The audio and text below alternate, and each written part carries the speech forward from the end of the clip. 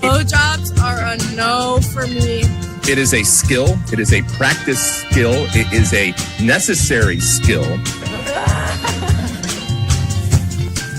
Ooh, great blowjob. Secret to a great blowjob is saliva, saliva, saliva. It's important for us to learn from this because I think we lose because we beat ourselves. You need to swallow it too. I understand the problem here. The people don't understand esophagus is the main player of the game. Try to stay away from it as much as I can. You can start by licking the tip. I didn't understand it, but Patrick Agyemang to Bambi or a newborn giraffe or what?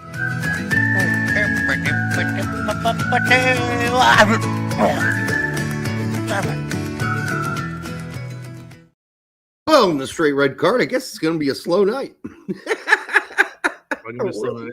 Well, a really fucking slow night. Although I feel like on the next intro, you're going to have to do something with Roldan now instead of Agyemang. I don't know about that.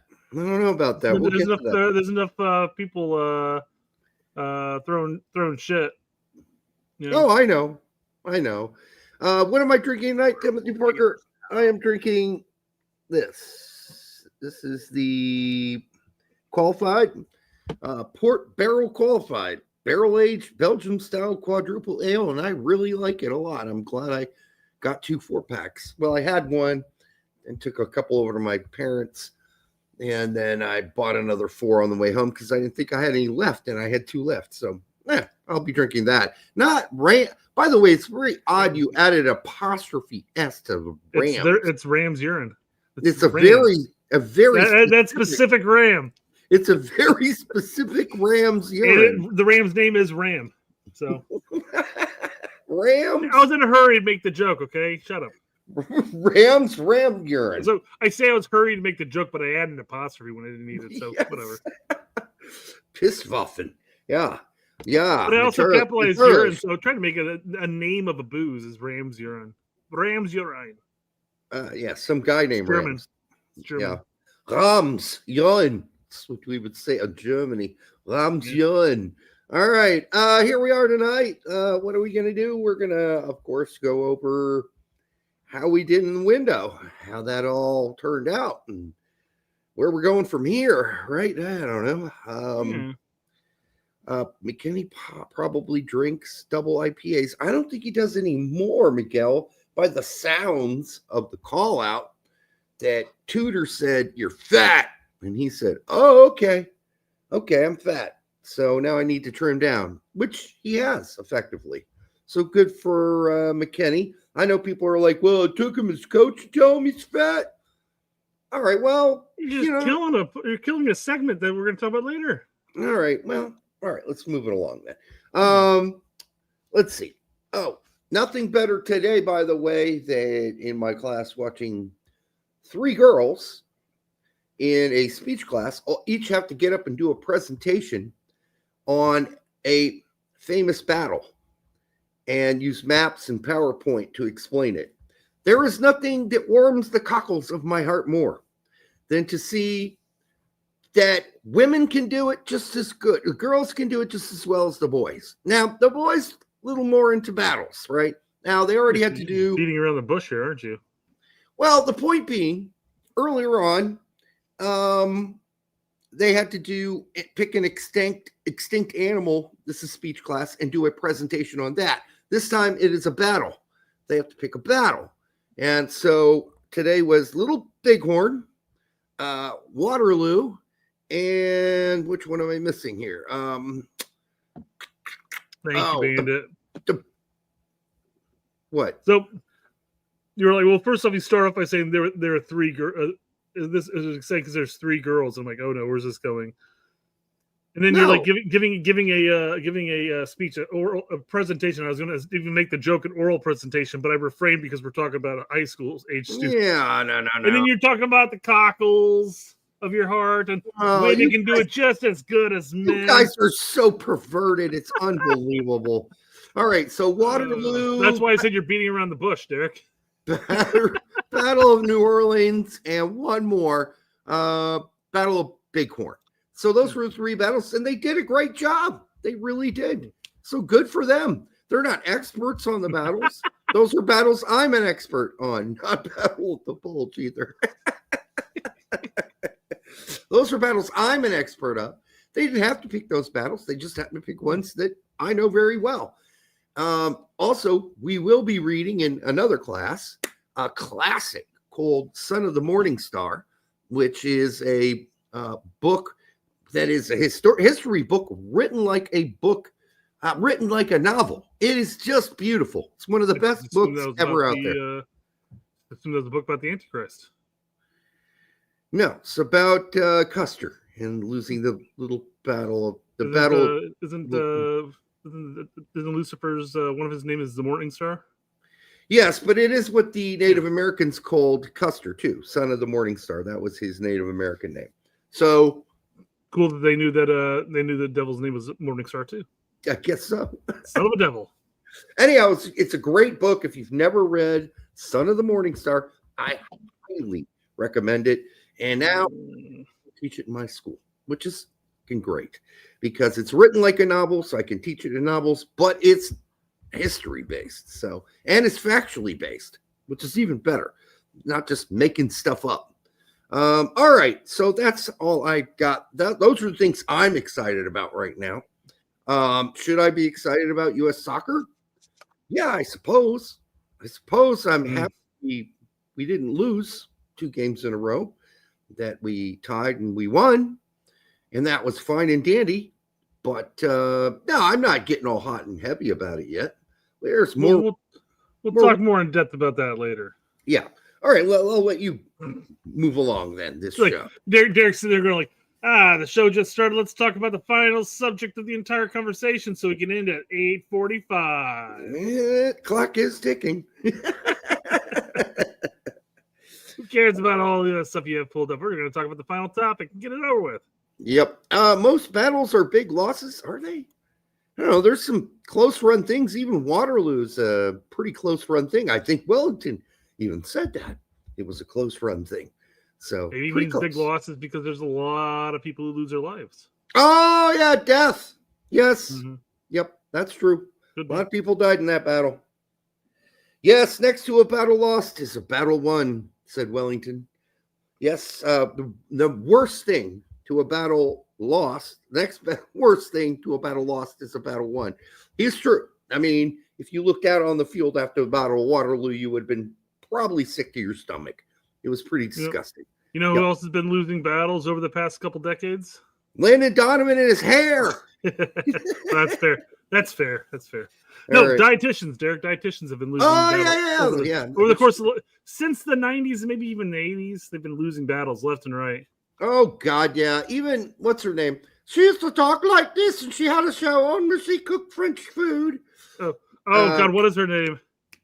Oh, no. She used to always say, I don't know what this thing is about butter. I've been eating butter for all my life. Who you're talking about? And look at me. I'm in perfect shape. Butter, schmutter. I use butter on everything, she used to say. Good for her. And, yeah, she did leave. They made a movie about her. Yeah. Somebody's got to know who that chick is. Somebody's going to have it in the chat, I'm sure of it. Yeah, well, yeah. I'm going to give it 5 more seconds. You sound like, Derek, you did sound Julia Childs. Julia Childs, yes. You did sound like one of the men playing women in Monty Python. Yes, well, I know. I didn't know we had a king. I did briefly play a role in Monty Python. No, I'm kidding. I didn't, but I could have. You were the at that point. Let's see, time of meaning of life. You would have been you would have been born by then. Never mind. I was gonna say you were the embryo of the "Every Sperm is Sacred" song. Yes, I guess so. Oh, I do love. Oh man, some great skits. Now that you brought that up, I love the. I think you're looking for the insult room. You remember the guys? I think you're looking for. No one expected the Spanish Inquisition. This is the debate room. I believe you're looking for the insults room. Merely a flesh wound. It's just a flesh wound. It got better. All kinds of great lines. I mean, I have no expectations of my daughter actually knowing that movie, but she came to school with me since it's fall break and everything. and we went to the gym and I pulled out a can jam. And I don't know necessarily all the rules of can jam per se, but can jam includes some frisbees and a what looks to be like a small 55-gallon barrel with a hole in the side of it that you're trying to get the frisbee through, or you're trying to smack it into, whatever it is, something like that. So we're just throwing the frisbees in there and trying to get it and see who can get it in the quickest. And then we're done playing. So I'm like, okay, picking it up, and I take this black tube and I put it over my head because then I've got the opening right here. I go, none shall pass. Yes. Okay. Then you will die. And she does know the part. That's good. You're training them well. All right. No, but this is what we're about to watch is so true. It's so true. Mm-hmm. You know what? Oh, yeah, I did. I see it. Yeah. There we go. I wanted to make sure I had audio. Yes. It's really good. It's kind of required, actually. Yep. Wait! Stop! Don't eat that food! Who are you? What are you doing in our house? I'm from the future. I'm here to warn you, don't eat that food. Derek, what food could it possibly be? Oh, of course, eggs, because this is in my childhood. I remember my mom lecturing me, we need to stop eating eggs for breakfast all the time. Yeah. Why? Oh, the doctors say it's going to chock full of cholesterol. Yeah, it's going to kill us. Stay away from the eggs, man. Absolutely. So more cereal in the morning. Oh, yeah, that was a good option. Yeah, that's what it's all the cereal makers put on this plan, sort of like the cigarette makers, you know. Like, cigarettes are healthy for you. Look at Timmy over here. He's smoking. Don't eat those eggs. Eat more cereal.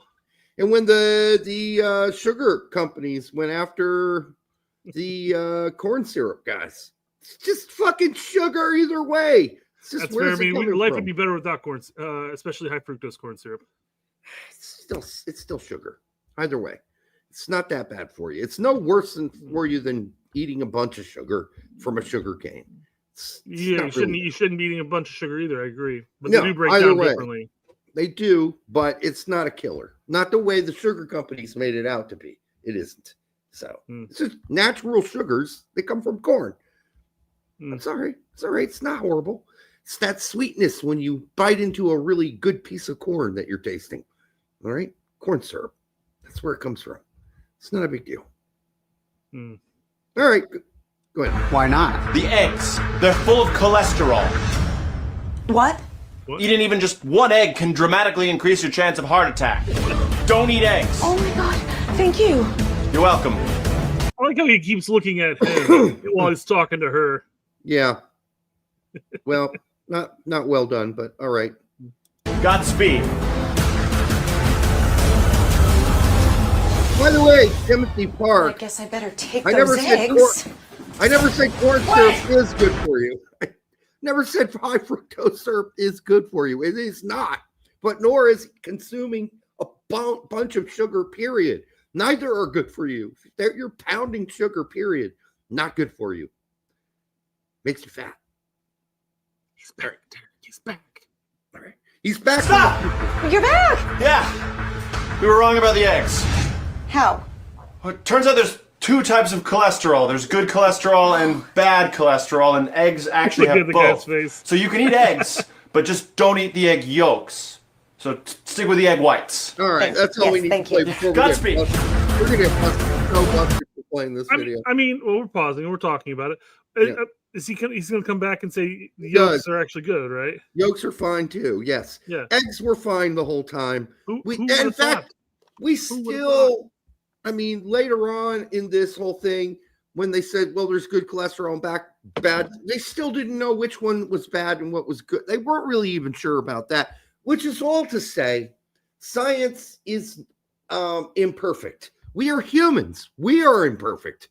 We are going to fuck some things up along the way, and we do often. Yet, scientists stand behind their incorrectness until they're absolutely proven that they're incorrect, which is very frustrating.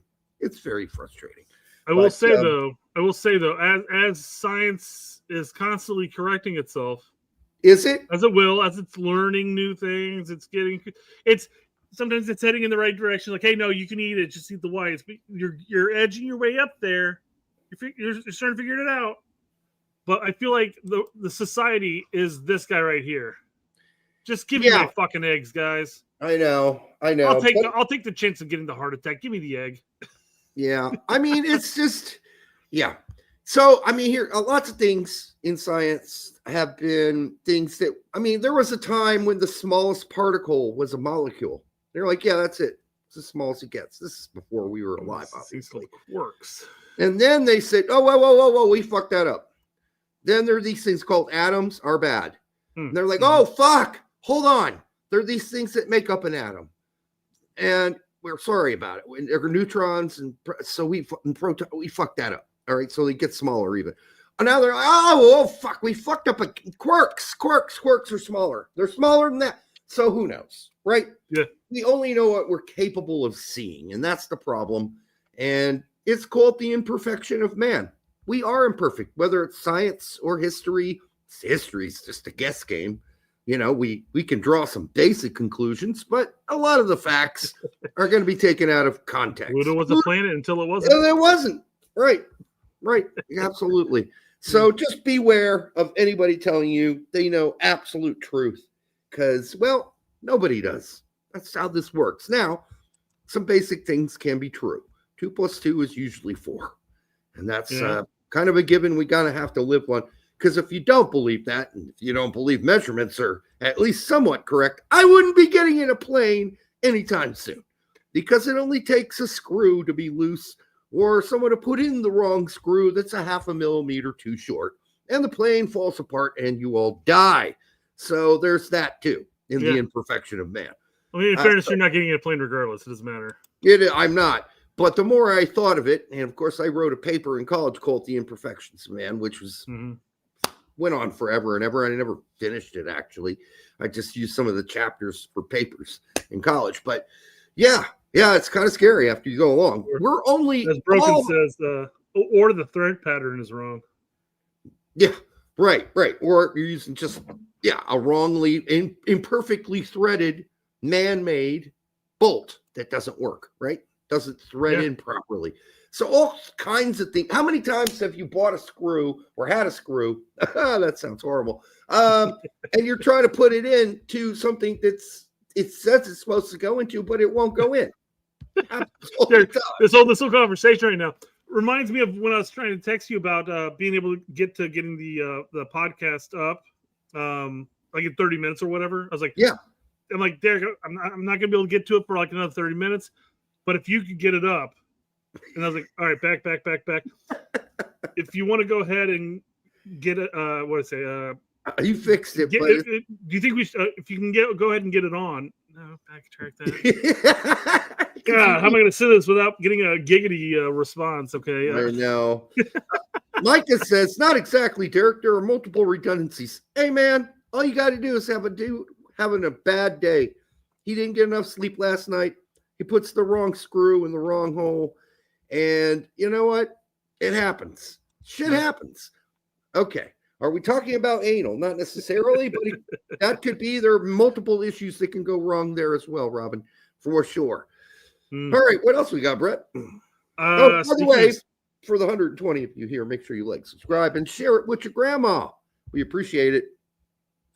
Speaking of science, this kid was learning about all sorts of different science of motion. Okay. You ready for this? Is this Dumbo? The Dumbo one? No. Oh, Fudge. Oh, sugar. He is not having a good time. Why don't they stop that?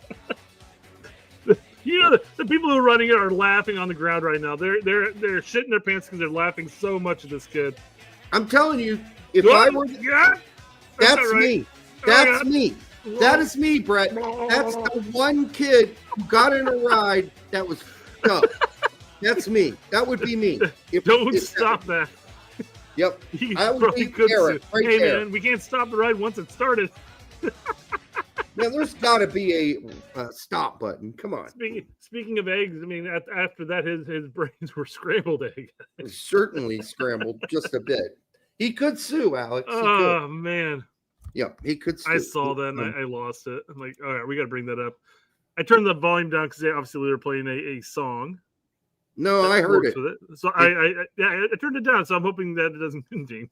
Oh God! Without the song, it kind of kills it, man. That's why I was kind of trying to talk over it. Yeah, she spins me right round, baby, right round. Who is it? Like a record, baby, right round, right round. I know that song. Yeah, it's from the '80s. Got to be from the '80s, late '80s. Okay. All right. What next? Let's move on from the fluff. Okay. Let's start talking about some soccer. Let's do it. Only 21 minutes in. Let's talk about our friends at American Ultras Talk. I hope they're doing well. Always a pleasure being on their show. The USA U17 World Cup roster is the most talented U.S. youth national team roster of all time. YouTube video out tomorrow analyzing it. I'm glad they did the homework because me looking at this list, I said, don't know him. Don't know him. Camp, I know him. He's a sporting keeper. I know that much. I know Camp. I've heard of him. Obviously, I know Cups. Cups is obvious. We know Cups. Sorry, I skipped the people I don't know yet. Can you make that big? Can you make that bigger? That's what she said. There we go. Thank you. Yep. Now I can actually read it. I don't know Aiden Stokes. Lodmill? Never heard of Lodmill. No. And he's in Europe. And sporting. Yeah. Yep. Cups, no Cups, obviously. Yep. You brought him up before. That's the only reason I know him. There you go. Would you say I know Gio from just youth call-ups? I don't know. I've never seen any of these guys play, really. Do you think the S on Cups is redundant? You only need one. P, you mean? No, the S. He has 2 cups. He doesn't need 2 cups. He just needs one. Women need 2 cups all the time. What are you talking about? Is he a woman? No, I'm just saying. maybe once Edward 40 hands it. I guess. Yeah. Sheesh. All right. Where are all the European kids on this? There are a bunch of kids playing U17. Okay, granted, they're dual nats. I guess they just don't want to come. Maybe we didn't ask them to come. I don't know. Maybe they're too young to come. Gross. All right. Maximino Carrizo, we know of him. I don't know who Luca Moisa is. Copper. I bet you women hate that name, Moise. Moisa. Trying to play off that moist word. But where are you? I'm Moisa. Ugh, gross. That's fun. It's hysterical how many people, like, I mean, women especially, like, really cringe and like, when you use the word moist. They don't know. You're talking about cupcakes and actual cake and whatever brownies, whatever. Those are they're moist brownies, moist cupcakes. I just refrain from the word altogether. Frankly, I don't like the word moist. Cooper, I love using it whenever I know people don't like it. Well, then you're just being annoying on purpose. Absolutely. I'm being an 80s and 90s kid right now. Cooper Sanchez. Could you mix a more, like, say, white kid name? England and Spain, England and Mexico. No, Cooper's such an American. Like, what's the sport? Look, it's like a white lacrosse player had sex with a Mexican American, and then they had a Cooper Sanchez. I don't know. Mexican American could be a Mexican. I don't know. I don't know. It's just a weird mix of names. Cooper and Sanchez. I expect Cooper to end with Smith. Cooper Smith. Cooper Manning. Okay. Kevin Sullivan. We know him. Of course. Jude Terry. Any relation to the Terry? The what was he? He was Chelsea center back? Yeah, John Terry. The what was he? What's the sauce? Daddy Sauce. That's right. Daddy Sauce Man of the Year. John Terry won the Daddy's Sauce. It's a sauce in England. They give out an award every year to the player who's like a great. I just assumed that you came up with that for a skit back in 2010s. It's absolutely true. He won the Daddy Sauce Man of the Year award. That's the year he was passing his sauce along to his teammates, girlfriends, and wives. That's why I thought it was just a skit, man. Not a skit. It was just too good to be true, honestly, John Terry. Some things you just can't make up. Now, the scenes that I created where John Terry's screwing his teammate's wife in the bathroom stall, those were made up. But I'm sure something like that happened. Maybe not a bathroom stall. Maybe it's classier than that. But, hey, whatever. Is that the joke during the Qatar World Cup where all of England's wags were like in a big fucking boat off of Qatar in international water so they can drink and party? Yes. And people were all saying, like, man, I hope John Terry's not on the boat. John Terry, that guy was sleazy, man.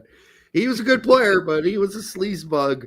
All right, daddy sauce is the same as brown sauce you have with a full English breakfast. Is it vinegar based? I'm guessing it's vinegar based. Yeah, I feel like all sauces from England are vinegar based. That is such a generalization. Tartar sauce is vinegar. Prove me wrong. Prove me wrong. Tartar sauce is definitely vinegar based. What's the specific vinegar that they have? Malt vinegar they use for their chips and fish and chips. Fish and chips, yeah. Yeah. All right. Yep. That's good stuff, though. Yes, vinegar and tangy. Fuck you guys. That's the same type of selling point that I make with Derek for IPAs. I'm like, drink it. It's incredibly bitter. Yeah, exactly. And you're like, God, it sounds awful. I don't want to drink that shit. Hey, but you guys did come up with Worcestershire sauce, or Worcestershire sauce, whatever you want to call it. From those two guys, Perry and what's his name, came from India, a trip to India, and they came home and they're like, that sauce we found in India is great. We got to create it here in England. And they made their own. It's Perry and something. We're going to throw a bunch of sardines into a bucket. Not sardines, anchovies. Anchovies, yeah. Yeah. Anchovies and vinegar. Yep. But man, is it good with beef? Oh, Worcestershire. So good. Fabulous. That's one thing you guys definitely get a thumbs up for. But their malt vinegar is a bit stronger. I did buy some English malt vinegar, and it is very strong compared to the cheap stuff that they sell here in the States. All right. Matteo Saccaris. All right. I suspect he's Saccaris, the younger brother of the other Saccaris that just played in the U20 and did okay. He was fine. He was pretty good, actually. Yeah. His moments. Let's see. Man, talking about the U20s, I forgot who was. I don't know if it was Pete or somebody, but they're like, having watched this tournament, I don't see a single person on the squad really standing out as a senior player. I don't either. So, but historically speaking, there's always going to be two to three. 2 to 3 will contribute down. We just don't know who they are right now. It's going to be our goalkeeper, right? He's going to be not the goalkeeper. I think Boudry or Boudry or whatever the way he wants to pronounce his name. I think that guy, I don't know. He was bad. He was pretty bad. All right. What else we got for the forwards? We got Chase Adams. Jeez. I know Chase. Yeah. You do? Yeah. He's the one who scored like 6 goals in qualifiers. Oh. Yeah. Chase Columbus Crew. Yeah. That kid's going to be the starting striker most likely. Yeah, I hope so. Matisse Albert will start out wide. Of course. I'm guessing. Berchimas, we know already very well. Mm-hmm. Julian Hall is just, his horn gets honked constantly as like this next great thing. Jameer Johnson, I don't know. I hope he's good. The last few Jameers we've had didn't work out. And then Kellen LeBlanc also qualifies to play for the son of Matthew LeBlanc. You know what? That's not impossible. Yeah, that really isn't. The age gap is accurate. It is accurate, so that could be Matthew. While filming an episode of Friends. I wonder who he had the baby with. Who's he married to? I don't know. Doesn't have to be who was married to. Yeah. I mean, the kid did take his last name, so you imagine there's some connection still there. Maybe it was the lady was organizing the craft services. Could be. Matthew, at least on Friends, really dug a good sandwich. Yeah. Okay. 2 Francophiles on the team. No, I don't think he's really. Yeah. Albert Leblanc. I mean, LeBlanc, they are French names for sure. They are. Albert, certainly. And I believe, I believe that's how he pronounced it. Yeah, we'll see how that works. There was another player named Jameer Johnson, wasn't there? I swear to God, there was. He played in the lower leagues in Europe for a while, back in the early 2000s. It didn't work out for him. Noting says that Kevin and Hull aren't starting. Well, maybe not Hull because I mean you have Adams, Albert, and I don't know who's going to be playing, on the right at that point. But isn't Hull an out-and-out striker, or is he more of a winger striker? That's what I thought, but what do I know about U17s? Like I say, I don't dip my stick in those waters. I really don't. So I stay out of the youth. They got to be at least over 18. Mm-hmm. All right. That's how I roll. I know of them, but then again, like we're sitting in the 20s, we're going. I don't watch the MLS Next Pro, guys. I just don't. I don't have time. I'm watching so many goddamn European games and for our players. And then I watch 3 or 4 MLS games a week. I don't have time for either women's soccer, which I get all the time. Women's soccer. I don't have time. I don't have time to go watch women's soccer. I watch the national team play, the women's national team, if it's a real game that counts, but I don't have time for it. I simply do not have time. I'll catch the women's game if it's one of those things where like I'm flipping through and I realize that it's on. I don't necessarily follow the women's game, and that's not me disparaging the women's game in general. No, I just bowed out. There's just too many games. Dude, you don't have time to watch the Euro guys play. Yeah, I'm very selective on who I get to watch. You watch like 3 games a weekend, maybe 2. I'm watching like 7 plus 3 MLS games and then F1, darts. I mean, I got no time. I got no time for anything. Maybe some research, and that's it. I do find it hysterical that in this country where soccer's it's still a niche sport. It's not a number 1 sport, not even number 3 or 4 at this point, whatever. But but we have 2 distinct fan bases. The Venn diagram overlaps a little bit. I think we were in the middle. It's just like there's like the women's fans and the men's fans, and then there's a smaller sector of the men's that watch women's and vice versa. But it's hysterical to really think that in a country where it's not the number 1 sport that we could be so divided across that sector. So I think the women's fans are much more likely to show up to games than men's. Just saying. You're saying the women's national team fans are more likely to show up to the men's national team games? No, I think the women's fans are more likely to go to women's games, and there aren't a whole lot of U.S. men's national team fans left. I think that's we're a dwindling group. I think that as far as attending live, I think that's a dwindling group. Yeah, yes. I mean, there's so many casuals, though. I mean, you listen to some of the conversations some of those people were having in Columbus. It's like they never watched a U.S. soccer game in their life. They were asking like, oh, who's that? I've never heard of that guy. You don't know who Chris Richards is? I'm sorry. Oh, I'm sorry. He plays at Crystal Palace and all you watch is the Columbus Crew? Okay, that's on you that you don't know who Chris Richards is. That's crazy to me. That was the guys 2 rows back having that conversation behind us. I didn't even tap you on the shoulder. I was just smirking about it and laughing. Who's this Chris Richards guy? I've never heard of him. He fucking plays in England, dude. I almost wanted to turn around. Oh, come on, man. And why are you here? Really? Okay. So anyhow, the I'm glad they're there. U.S. men's national team were in town, and you get a chance to see Christian Pulisic play. They came out for Pulisic and Arson. That crowd went crazy when Arson got that assist in Columbus. They went nuts. But the other players, they're not really that. Their other group, the 2 next to me, were talking about who the fuck is Malik Tillman? Who the fuck is Malik Tillman? That's what they were talking about. But Derek, I'm going to sit there and push back and say that if you look at the people who attend the women's games, again, they're going to know those fans. They're going to be diehard fans, just like they are with the men's games. No, hands down. The bulk of the fans probably know a smattering of players, and that's about it. But No. I mean, it's going to be the same. The big difference is U.S. women national team's winning right now. They've been winning forever. So the attendance of those games are going to be bigger at this point, quite frankly, than the men's games. Because a lot of the men's fans are, like you said, fed up. We're tired with it. We want to see improvement here. Why isn't this improving? Why were we regressing? Yeah. Yeah, no, So, there's obvious reasons why. Why is the fucking ticket prices going sky fucking high? This is stupid.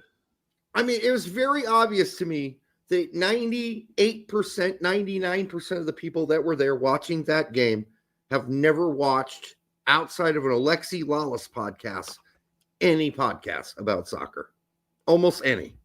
I'm sure 90% at least of that attending audience don't listen to any soccer podcasts at all. Yeah, I'd agree. Not at all. They didn't know any, like, if you would have said, call it what you want, they would have been, what do you mean? No, it's a show. It's a show that Jimmy Conrad and Davies and Neola are on. I've never heard of it. That's what you would have got. Unfiltered. You watch Soccer Unfiltered? No. What's that? Well, I'm not complaining. They showed up. They paid money. They watched, supported the team. But the fact that we can't sit around here, all of us who watch the show and are on Twitter and talk about this game fanatically, constantly, cannot possibly expect them to have more, and other fans in the stadium to have more knowledge than we do, or even more than my parents. My parents know more about the U.S. soccer team than these people in the crowd. It's kind of funny, quite frankly, that the fans you're talking about are the ones that also know who Arson is because he plays for Columbus. Right. But they don't know the actual stars of the team. Sure. I mean, we've argued that minus Pulisic, maybe McKinney, maybe Adams. But we've been talking about the casual fan. Yeah. You talk about your brother being a casual fan. Yes. My brother's a casual fan too. He knows more than most casual fans, but he doesn't follow it. He couldn't tell you, did Pulisic score this weekend? No, that's cool. Not for the U.S., but for AC Milan. But he'll watch them at the World Cup. He's going to watch the World Cup games. Oh, yeah. Yeah, so will my brother. My parents are casuals, but they're probably on the high end of casuals because they watch the fucking Premier League every weekend. And, they care. And they watch every U.S. men's national team game. Even though it pisses them off, they watch it. All right, let's move on from the U17s. Yeah, I was curious. I was pulling up the women's game in Chester, Pennsylvania, let me phrase that, against Portugal. And it's looking to be another sellout. And the tickets that are available are like $170 and higher. So it's like you can't even sit there and argue that the ticket prices are the issue for the men's game when the women's do actually sell those out. So. Yeah, a lot of soccer moms will pay the price.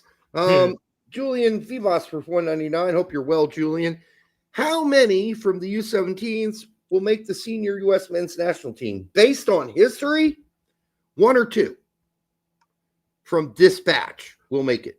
Maybe if we're lucky, 3 or 4 at best. Yeah, I mean, you got to think some of these aren't even going to make the next U20s. Right.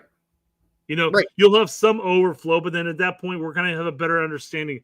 I'll use Birchie's as an example. I mean, a lot of people were high on him, but I mean, 2-3 years down the road when he's playing with U20s, and will he be like a Benjamin Karmashi as far as some senior moments, some not senior moments? No, I mean, one would assume.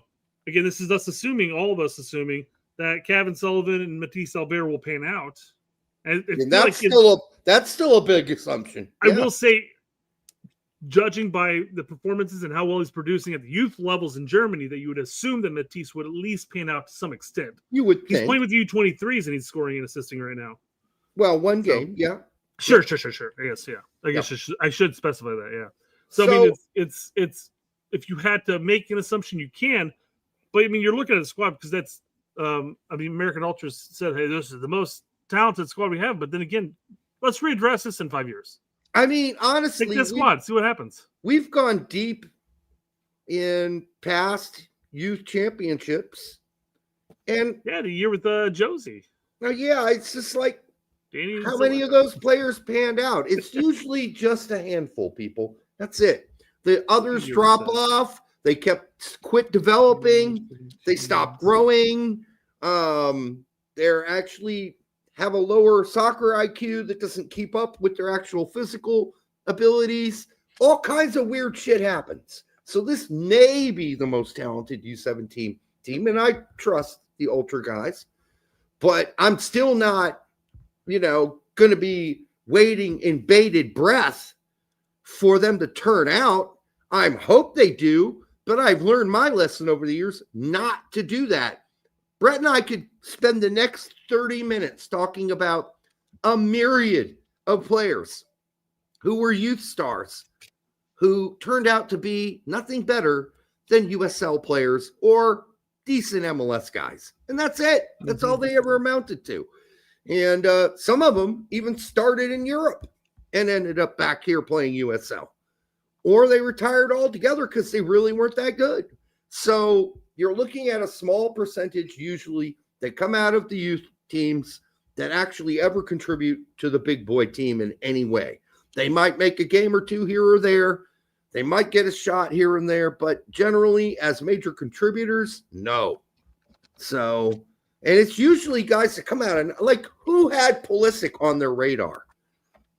Really? He was in the youth. He was in the youth. Yes, but who had him as on their, like, was there like this massive crowd as there is now with Kevin Sullivan, who thought, no, this guy's the next fucking best ass player.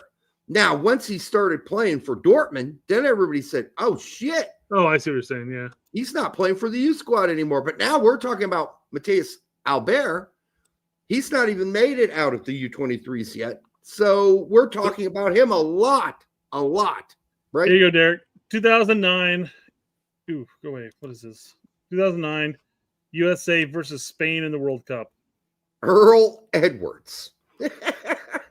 Good my old MLS career. Jared Watts, who fucking knows? Tyler Polak. Sounds like a bad thing to call a Polish. He had a stint in Europe, but he spent most of his time in MLS. Perry Kitchen. Same thing. Brief time in Europe. Marlon Duran. Who? Zachary Harold. Who? Stefan Jerome. What? Alex Shinsky. Some people thought he was going to be good. I don't know who he is. I remember him. Jack McInerney. That's probably the one name I do know from this list. It's like a brief moment in MLS where he was doing some good stuff. And hey, look who's underneath him. He got a call up. My friend, Lewis Gill, who I stayed in touch with for a long time. And just through his whole European career, off and on, with the small teams that didn't work out for him. Lewis Gill, Nick Polachuk. I mean, who are these people, you ask? Well, hopefully we're not saying the same thing. Hey, look who's the backup goalkeeper.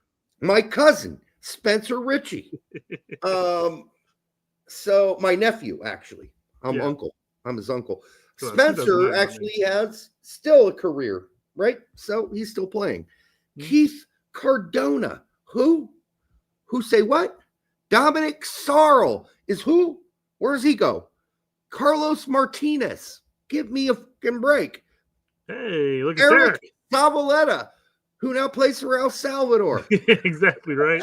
Hey, look who didn't play. Juan Agudelo had a Oddly enough, the guy who didn't play against Spain probably has the best U.S. men's national team career of this squad. William, I do know the next name. William Packwood. Everybody thought, oh yeah, he's playing in the championship. He's playing in Birmingham, in England. Yep, he's gonna be the next. Nope, incorrect. Andrew Craven was craving a career in soccer. Victor Chavez, who she's boxer now. Boyd Aquawono. Who? So this was the 2009 U17 World Cup. One player, pretty much, right? I think Agudelo had like 30 call-ups, 30 plus. Agudelo, and I mean, Kitchen got called up a couple times. Got double figures. Pollock got a cap or two. What? McInerney got a cap or two. Pollock got a cap. I think Gill got a cap. I think Pollock got a cap. Yeah. So I'm just this is the point we're making, guys. Yes. These guys may have been fucking ballers at the U17 level, and we're gonna have some ballers at this current U17 level. But when you readdress and you go back and you look at this the roster 5-10 years later, there's going to be a lot of this right here where we're going, who? What? Who are they? Yep. You know, some of these players may have had a decent MLS career, or at least signed by MLS for a number of years now in USL, of course. But this is the point we make, guys. We talk about these youth. Let's not get super hyped. Do not whip out the lube. Let's acknowledge that there's some talented players right now, but let's not start chiming in saying, "Hey, these guys are going to be balling," you know? Because again, we bring up Reyna, who are 16, who could be on these U17 rosters, but are playing for Dortmund at that time. Yes, and let's be really honest. Don't whip it up because they're still 16, but. Some of them are going to fail because their soccer IQ is not high enough, even though their technical ability is. Some have a really good soccer IQ, but they won't continue growing physically. And they won't be fast enough or good enough athletes. Some will be injured. Some will get injured, like Packwood, and they'll be done. So it is what it is, right? So, yeah, don't get too invested in this U17 team or the U20 team either. Just don't do it. It's not worth it. Recognize the names, acknowledge it. Maybe do like a couple of them, follow their careers and see where they go. But as a whole, it's just it's one of those things where when it comes to youth players, don't get too excited about what the prospects are. Wait for them to actually start, prospecting. Yeah, don't make me bring up Zalalem again. All right. Yeah, my major downfall. Derek cries every night himself to bed. I don't anymore. But I was quite sad at the time of his injuries that was going to do him in, and it did. So, all right. Well, Robin's got a big here. It's like it's a numbers game for every 16-year-old baller in the U.S. or Wales. Have France and England have 30. It's a numbers game. It's natural they fail, and that's also the thing when we talk about players that are over in Europe right now. You brought up like where are all the European players on this squad? Well, I mean, how many times do we see the European players that are on these youth European squads, and then they're like they don't amount to anything? You're like, what happened to that kid? Oh, he quit playing soccer at 19. Oh, that's or he quit playing at 22. Right, happens all the time. All the time. Yep. Flores, I think, was one of them. We could go down a list, a long list. Massive list.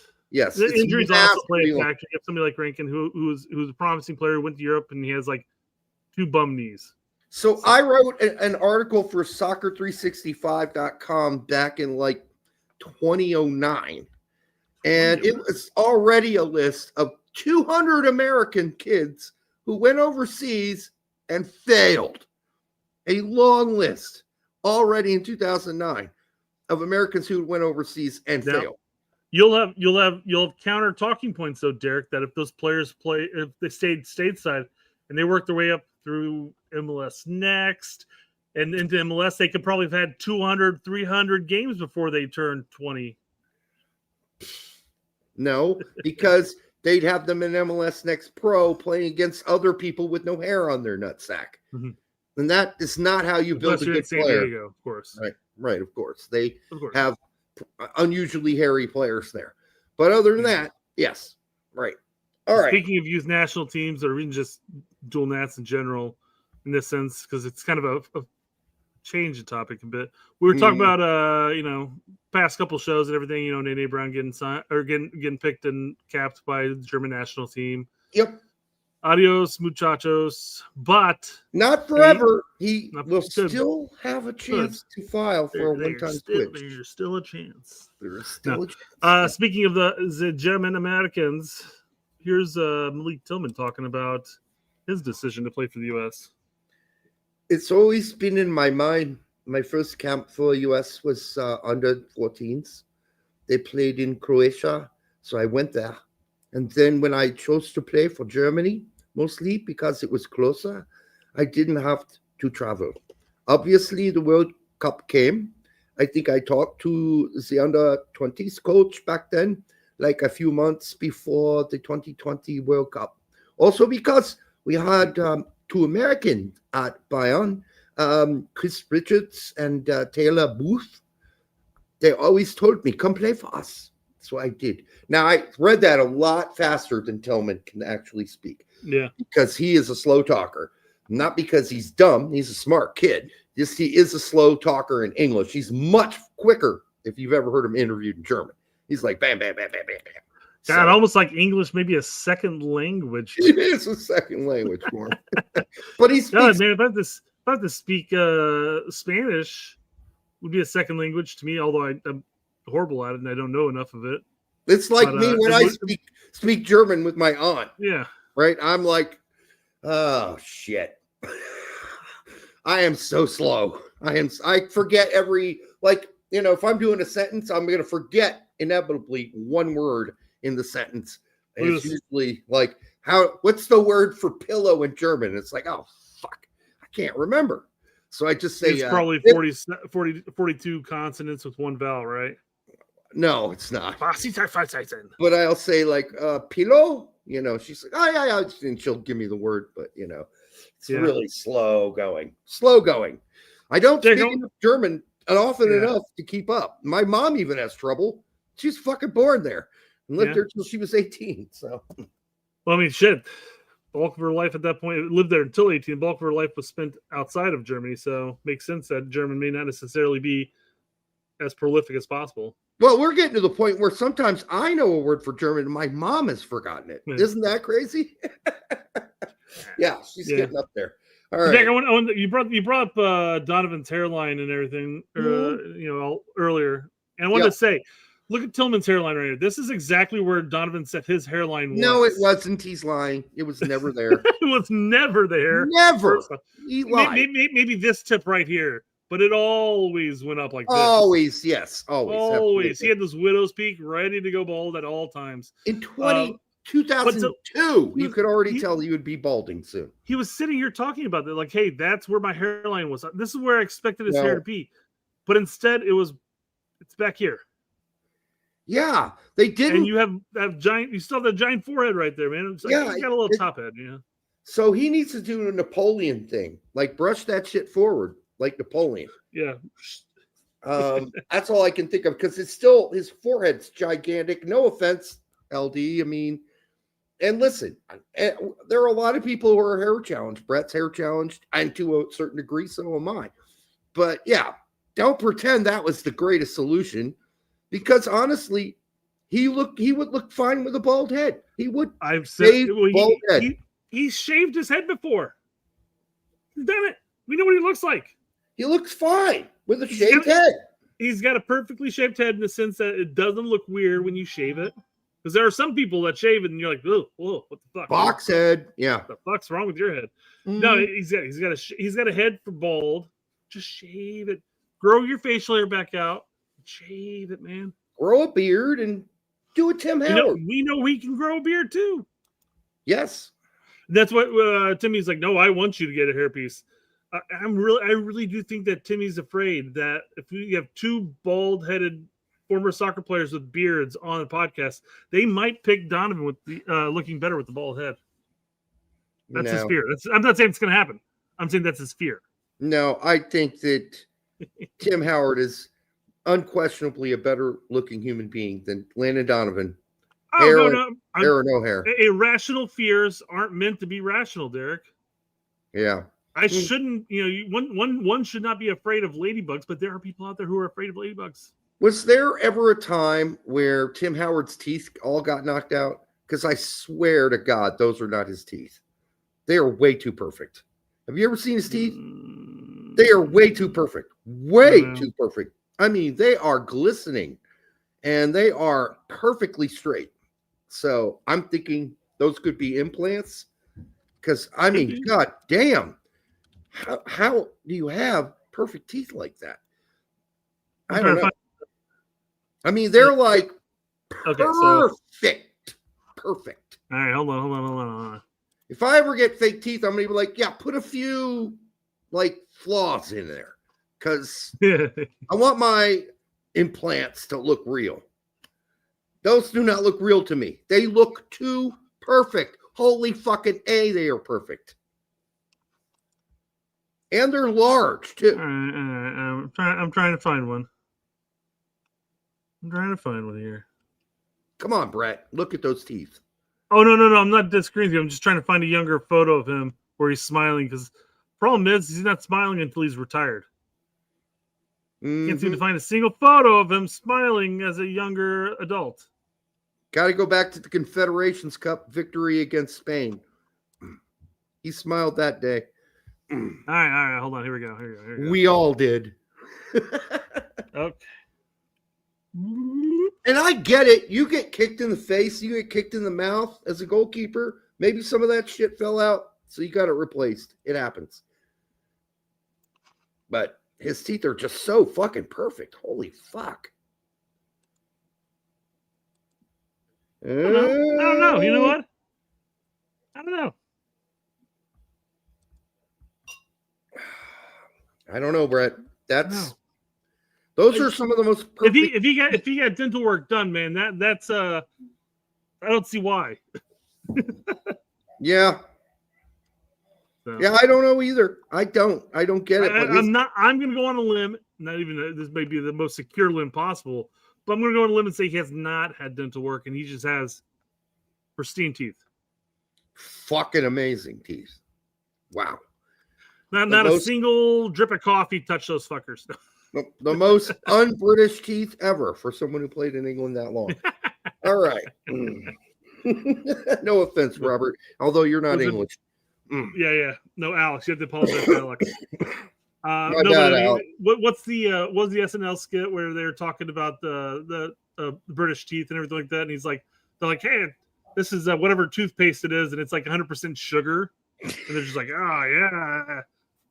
It's really because they have horrible dental care in England. Let's be really fair. And bad genetics. Those don't help either, right? They don't Robin help. Laughs, and then he says, true, though. Yeah, Robin, are people in Wales' teeth better than people in England's teeth? Let me know. It's all the tea they drink. No, I am jealous of Tim Howard's teeth. My teeth are small. They're ground down because I have the grinding. We just spent like 5 minutes talking about it. Is that, hey, that looks too perfect, you know? I mean, someday, you don't say something like that if you're not jealous of it. Someday I'm going to get mine done, all done, redone, all of them. And we'll see what happens. But I'm not going to get the big fucking ones that he's got. I want normal size fucking teeth. Normal. Enormous horse teeth. Right now, my top ones are all ground down, right? Because I have the grinding disease. It's when I sleep, my teeth. And I do wear a plastic mouthpiece, but some nights I don't put it in. And then I wake up and I'm like, oh, my jaws are sore from grinding all night. Sucks to have that. But yeah, my dad has it too, so I got it from him. Alex says that Robin's correct on the teeth. He's spot on. But then Robin says U.S. teeth look fake and like dentures. We think you look weird too.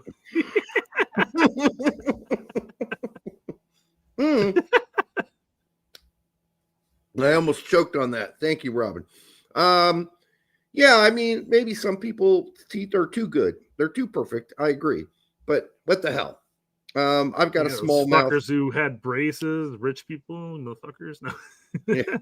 I got a small mouth. I like it, like pull down. Like you can still barely see my teeth. It's weird. I got a small mouth, a really small mouth. Anyhow, like I'd be. Well, I mean, I feel like a lot of that's very European of us, Derek. Is in that sense, it's because back in the day, back when we were interbreeding with the Neanderthals. You mean your people, not mine. All right. You had the Ice Age and it was all fucking cold and you had big fat lips, man. Those things are chapping up. You can't eat food and you're gonna die. That's why we all have small fucking mouths, man. I guess you don't see my lips until I start talking. Your mouth's pretty small too. We'd be horrible. I can make it bigger. That's true. All right, you got a bigger mouth than I do, so you would be a better porn star than I would. Exactly right. A gay male porn star. All right. It is what it is, I guess. I guess you take whatever compliment you can get. All right. Even flow. There you go, guys. Somebody wanted to sing, man. so I sung. Roll around like butterflies. There you go. What do we got Robin here? says, have you seen the new U.S. surgeon Simon Cowell has had? He looks like a zombie.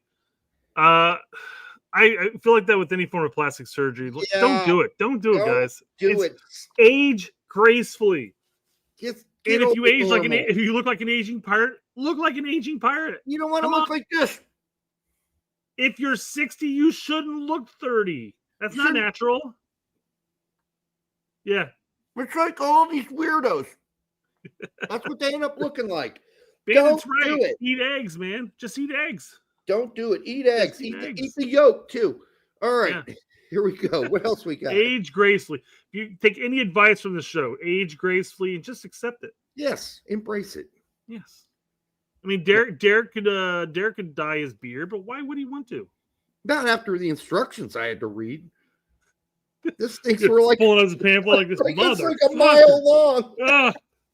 I'm like $60 for that. No, fuck that. I'll go gray. Fuck it. Here's what I thought. Being the Neanderthal that I am, I would buy this. It'd be like a tube, and I'd just squeeze it out and mush it into my beard, and my beard would be brown the next day. No, that's not how it works. You got to brush it in. There's like this fucking the instructions are like. Well, to make it look natural, you got to do that. But if you just don't have gray hair anymore, and you just want to. I mean, you put the stuff in there, and all of a sudden it's like somebody took a crayon to your face and just colored you brown. And yeah, whatever, you can go that route. You know, I'm like, who knows? We'll keep the beard for now, though, because I hate shaving. All right, what else we got? Let's see here. Let's see. Did you see Tones and Jimmy flip out on the show this morning? Is that what we're going to watch today? We got that pulled up. Right? We do have Tones. And, well, okay. I didn't bother. Jimmy flipping out's nothing new. So I got the Tony. Jimmy, Tony channel your inner straight red. Do it. Do it. I mean, as far as flip outs go, that is Jimmy's flip out is nowhere near the flip out he had on me. Okay. So that was a minor flip out from Jimmy compared to him coming at me on his show. I mean, we're pretty tight with Jimmy. Right? I know. Coming at him, and he's like, he was pissed at me. Motherfuckers coming at me right now. I thought you were my friend. Is what he said. Yeah. Yes. Exactly. Right. We're friends. Nobody's my friend. When was that? Says Broken First Recordings. We have January camp, right? January, somewhere around there. Yeah. Oh, wasn't this past January camp? Was it? Might have been. We did address it. We made up with Jimmy, but I guess it has been like 10 months, 11 months. So yeah, it probably was this last January camp. Yeah. So yeah, Jimmy and I spoke since then. We're all good. But yeah, he came at me on the show for a comment I made. On the show, in the chat. Yeah, I was just in the chat responding to somebody else. He thought I was talking to him, which I kind of was. I was just explaining why he's compromised. You said, I think, right? I said he's compromised because of his own experiences in, Camp Cupcake, and so he's going to defend it until he dies. So of course, and yeah, Jimmy didn't like that. He came at me on the show. We talked it out later after I did a video response to his coming at me. So there we go. Yeah. It's all good. It's like if you went to the movie theater to watch Pee Wee Herman's Big Adventure with your girlfriend at the time and she gave you head, you might think that's the best fucking movie out there. I don't know about that. I think you pretty much don't know what happened in the movie. All right. I think the movie became a second. Man, every time I watch this movie, I've got great fucking memories. Holy hell. Dude, the fucking Pee Wee Herman, really? Seriously? That's not the best movie. That's like arguably like not even in the top 1 billion movies. Come on. Yeah. David D says, I watched the show live. He remembers and he laughs. Yes, it was crazy at the time. I was like, damn, Jimmy, coming at me on your show live. I'm right here in the chat. Damn. Sitting back on, excellent. No, I was taken aback by it. I actually was. I was surprised. He came at me like that. But as you said, it's because we've known him since what, 2012? We've known Jimmy a long time. Yeah. He's been on the show 3 times. Yeah. He was not happy with it. Yeah. All right, here we go. What else we got? Moving on up. Moving on up to the top. Benfica side. Josh Winder in the Benfica first team squad for the first time this season. Visa issues held him back from making the squad previously. Yeah, that whole trip out there has been a rough going because of all this technical bullshit. So hopefully we'll see him more. I thought he was really good in the U20 World Cup. Hasn't he been out at Benfica for like over a year now? No? I thought he had. Who am I thinking of then? No, I mean, he hasn't played, if that's what you're asking. No. I just mean over there with them. Well, he's been there. Yeah. Hasn't he been playing for like the second team or something like that? Yes, he's had games here and there for them. Yeah. Huh. I just don't know how long this visa issue's been going on, I guess. I guess it's been going on longer than we thought. Wow. And it's just getting solved. Spaniards going, so you're saying you're from America. So I don't know how much States of America. I don't know how much playing time he's going to get, but I'm going to root on any center back going forward because we need a center back. We need other center backs. Obviously, we can't keep a 2030 World Cup. We're still relying on Ream. We're really hurting, guys. Yeah, I mean, and we're also Miles, and then CCV didn't get to play at all in this window. So obviously, Poach doesn't think very highly of CCV unless his toe got all swollen up again. I'm sorry. I've got to flat out say there are just some leagues at this point. Stay in MLS. Go to MLS, play there. Don't go to fucking Scotland. Don't go to Spain. Sorry, Scotland. No. Go to Spain. Yeah. Don't go to Scotland. Don't go to Greece. I'm sorry. There are some historic teams there. Great European history. But oh my God, those are just leagues for you to go and die in. Has the Scottish League ever been lower than it is now? I don't know. I can't think of a time that it's been this bad. And where Rangers is mid-table, Celtics fighting for it, but Hearts is on the top. This has been, and then to get crushed, getting crushed in Europe, not beat, crushed by tiny teams you've never heard of from Eastern Bloc countries. All right. Go to those Eastern Bloc countries at this point. Yep. Scotland may make the World Cup, though, but it isn't because the players that are on the Scottish team play in Scotland. But you know what? We're the players that are playing in Scotland are getting sought out for the national team at times, and there will be. Poops just can't get a sniff. He can't even get a sniff. At where? In Croatia, whatever. No, he's been playing again. No, for the national team. Oh yeah. I'm just saying. We're talking about they're getting beat by the Eastern Bloc countries.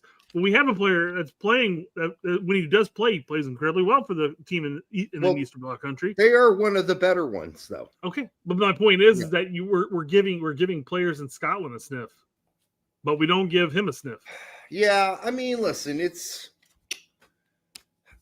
just getting worse in Scotland. That's all I got to say. Yeah. There was a time where both Rangers and Celtic were fairly competitive in Europe, occasionally made group stages. Those days may be gone. They may be gone. So. I think the rest of Europe, the top teams of the rest of Europe basically have stepped it up as far as salaries, who they're calling in, who they're bringing up, and all that stuff. I mean, you still look at we talk about the Austrian league. We're like, well, outside of these two, three teams, like what the fuck else? Who really playing? Sturm Graz, yeah. I mean, what? So it's the same thing, but the Scotland has just been downgrading. It seems like. I mean, and actually, Austria's been getting better. Yeah. But not better enough to go. Yeah, go to Austria. That's where listen, it worked for Aronson. So if you could get on the best team in Austria, Red Bull Salzburg, like Aronson did, and become a star there and play in the Champions League group stage. Yeah, of course, go do that. That's fine. All right. Gio Reyna and Frank Honorat of Gladbach are back in full training. Good. Both players have told coach Eugene Polanski that they feel good and are candidates for Friday's game against Union Berlin. Candidates off the bench, yes. Yeah. They're not going to start. No. Or, I mean, I'm not sure about the other guy, Frank, but Gio definitely not. You should know Honorad. He's been on numerous teams that with other Americans over the. No, I don't know the state of how he's playing with Gladbach or anything like that. Like, is he? Go ahead. I mean, saying, we don't know for a starting spot. I don't know. We don't know. He's not starting though. No, not this game, especially no. If they're just returning the full team training, yeah, definitely not. 20 minutes. Do you want Chris Richards to be the captain going forward? I don't see why not. He seems a little young. Like in his quote today, he's like, well, yeah, man, they're lucky this, whatever. The guy got a yellow card because I was going to fuck him up or whatever.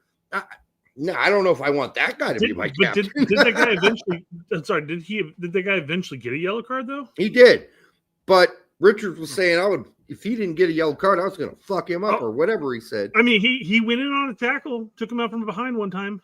I mean, he was eyeing that guy down. I wouldn't put it past him. That's not something. There has to be some kind of justice. That guy should have gotten a red card twice. But your captain shouldn't be delivering this justice. The point being is somebody on the team should have delivered it, but you don't want your captain doing that shit. And so, I don't know. I think I don't care right now who the captain is because I don't think we know who the captain is. I think naturally it's probably Tyler Adams, but he's not getting the nod. Well, I'm sorry, but whoever wears, I feel like it's almost arbitrary as far as who wears the armband because the leader is going to step up and do it regardless. So is he the leader? If Poach thinks Pulisic's the leader, Pulisic isn't stepping up and leading the team. Now, there's a difference between, balling out and trying to do hero ball or something like that. Then there is, to help lead the team, get your ass in check, go over there and mark him. I don't know. There's a difference. There's a difference between just going out and playing, and there's a difference between leading. I think that leaders have cool heads. I think they do. I don't think they're the ones that say, I'm going to get a red card by making a foolish tackle on somebody. But maybe he's smart enough to just get a yellow. Who knows? But, I mean, he is young as hell. I don't oppose him being captain. I absolutely do not oppose Richards being captain. I simply do not know who the leader of this team is. Because this team has been leaderless for so long. Now, if he gets the captain's armband, and he proves he's captain worthy over and over again, fine. Or at least a handful of times, I'm ready to commit to Chris Richards. I'm ready to commit to anybody who steps up and becomes a real leader of this team. We do not have one. We do not have a leader. We know we have people who want to be the leader, Adams. We don't have a leader for sure. Like Poach hasn't been giving Adams the captain armband. It's been Ream who's been getting it. Old man Ream, right? So make of that what you will. I feel like Ream carries enough respect within the team, and he's out there doing his shit. Headed guy, yes. But I will say, I mean, when Ream has been the captain, I don't know if I recall a single time that he's gone up to the ref and like, hey, bro, keep an eye on that motherfucker over there. I think he has. I don't know. If we go back and look at some footage, Ream's had some pretty interesting one-on-ones with refs. Maybe not as demonstrable as Richards was, because obviously Richards was pissed. He was fucking fuming. Yes. Yeah. So Ream usually does that in a much calmer, aggressive, but calm-looking way. So I don't know. I don't know who the captain is. To that point, though, we should be we should giving Weston the captain badge because Weston always goes up to the referee and shoots the shit and giggles. No, that's exactly why you don't give it to him. Well, that's my point. Me joking around as far. I mean, I know obviously there's a difference between what Ream would do and what Weston does, but I'm just my point being is that I don't recall Ream, and maybe there hasn't been such an egregious match like we saw against Australia where Ream ever had to get that vocal with the referee. Right. Richards is not a gig. I mean, excuse me. Ream is not a giggler. So there's that. But like maybe for the future, people are saying in the comment that he is a future captain. I don't doubt that. I just don't know who the leader is now. I don't know who that is. And it's so unclear to me that when you say Ream, I'm like, yeah, fuck it. Fuck it, Ream. Right? I mean, who else? Adams, Poach hasn't been giving Adams and then Pulisic doesn't need the pressure. Just go out and play. Right? A lot of guys say that, including Herc. By the way, during my spring break weekend, I'll be talking to Herc and we'll be setting up a time. So just so you know. I'll say I know people players of the past that we've talked about. There was the talk that when Cardoso came to Spain, you'd see him walking through the tunnels, getting people ready for the match, and there's talk of him actually being a potential candidate. But then again, he's never healthy, and he doesn't really play for the U.S. men's national team. He plays. Another person we've talked about before has been Jedi. Yeah, Jedi seems like a relatively decent candidate in that case. Been captain for Fulham numerous times. So I'll say him and Ream handle the media completely different than anybody else on the team. True. They kind of just speak the truth in this is the truth type of manner. No platitudes. I don't think there's been a single time I've seen a quote from either one of them saying like, "Oh, they're touting the company line here, guys." Or boy, are they full of shit. Toting. Yep. Yeah, right. Exactly. Yeah. So maybe Tessman. We don't know. Nobody knows, guys. Nobody knows who the captain's going to be. We're still too early. We're going to find that out as we go down. I would have to think that Poach would have the best opportunity to figure out who it should be by being around them for weeks upon weeks upon weeks upon weeks. But why does Pulisic keep getting the ban? He didn't. Ream's been getting it. Well, I guess Ream didn't start or play. So Pulisic got the badge or the ban this last match. Let me rephrase that. Right. So you're right. Yep. You're right. Mm-hmm. But when Ream plays, he's the captain. So. Larry for $2 says Larry's prophecy is fulfilled. 0 domestic Vikings. I guess Roldan's not a Viking. Is Arfson not a Viking? Well, he didn't start. Freeze? Yeah, probably a Viking. Or some Viking lineage somehow. Yeah. Maybe 10%. Who knows? He says I don't know. 0 domestics that deserve to start is what he's saying now. Maybe he's questioning deserve to start, maybe? That's fine. You can't be questioning your own prophecy there, Larry. You can't take away that question. Just say, hey, 0 domestic Vikings that deserve to start. Just say now that. we're adding asterisks. All right. We love you, Larry. All right, what else we got? Spider's Latin says Arson is a Backstreet Boy. Yeah, I guess he's a fairly attractive mammal. All right. Let's what else see. We got? Oh, real quick. I will say Adam's response to the Iran versus Iran comment was phenomenal. So. Oh yeah, the Iran versus Iran. Yeah. I mean, really, we're gonna waste our time. I believe it's pronounced Iran, not Iran. What do Mexico call it? What does Mexico call the United States? I can't tell you what it's. What is it? It's not United States. We call Germany. Germany doesn't call itself Germany. They call themselves Deutschland. So, like, how specific are we going to get here? Turkey calls themselves Turkey. We're not allowed to call them Turkey There anymore. we go. Estados Unidos. Yes, absolutely. My question is, like, how specific are we going to get on this? Gringo land. That too. Because we don't pronounce half the cities in Germany right. Nope. It's not Bayern Munich, it's Bayern München. It's not Cologne, it's Köln. I could go down the list forever. Köln just happened to be Brett's favorite one. All right. Köln. Yeah, because you keep throwing an R in there. So anyhow, it is what it is. I guess, I don't get too hung up on the fact that a lot of Americans call Qatar or Qatar Qatar. I mean, okay, fine. They learned that from Bush. It is what it is. We move on. But we all know what you're talking about. That's really what it Holland, the whole Holland, Dutch, and Netherlands argument. It's just, I'm sorry, Derek, but you can't call it. You really can't call it Holland anymore. Oh, yeah, I can if I want to. I'll do what I want. I'll do what I want. I know the history of Holland. All right. I'm in the Netherlands. I'm going to call it what I want. Or as they say in Germany, the Netherlands, the Nederlanders. Okay. I'm going to just say what I want to say. If you don't like it, you're not exactly schooling me because I certainly know the correct pronunciation. All right. What do we got going? I agree, Colin. Adams is generally good with the media. I agree. Not disagreeing with that point. Sometimes you do kind of hear the company line come out from time to time. Yes.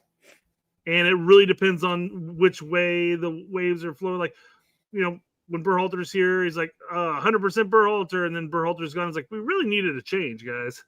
I mean, you watch some of those interviews with Roger, and you're kind of like, a couple of moments, you're like, company line guy right there.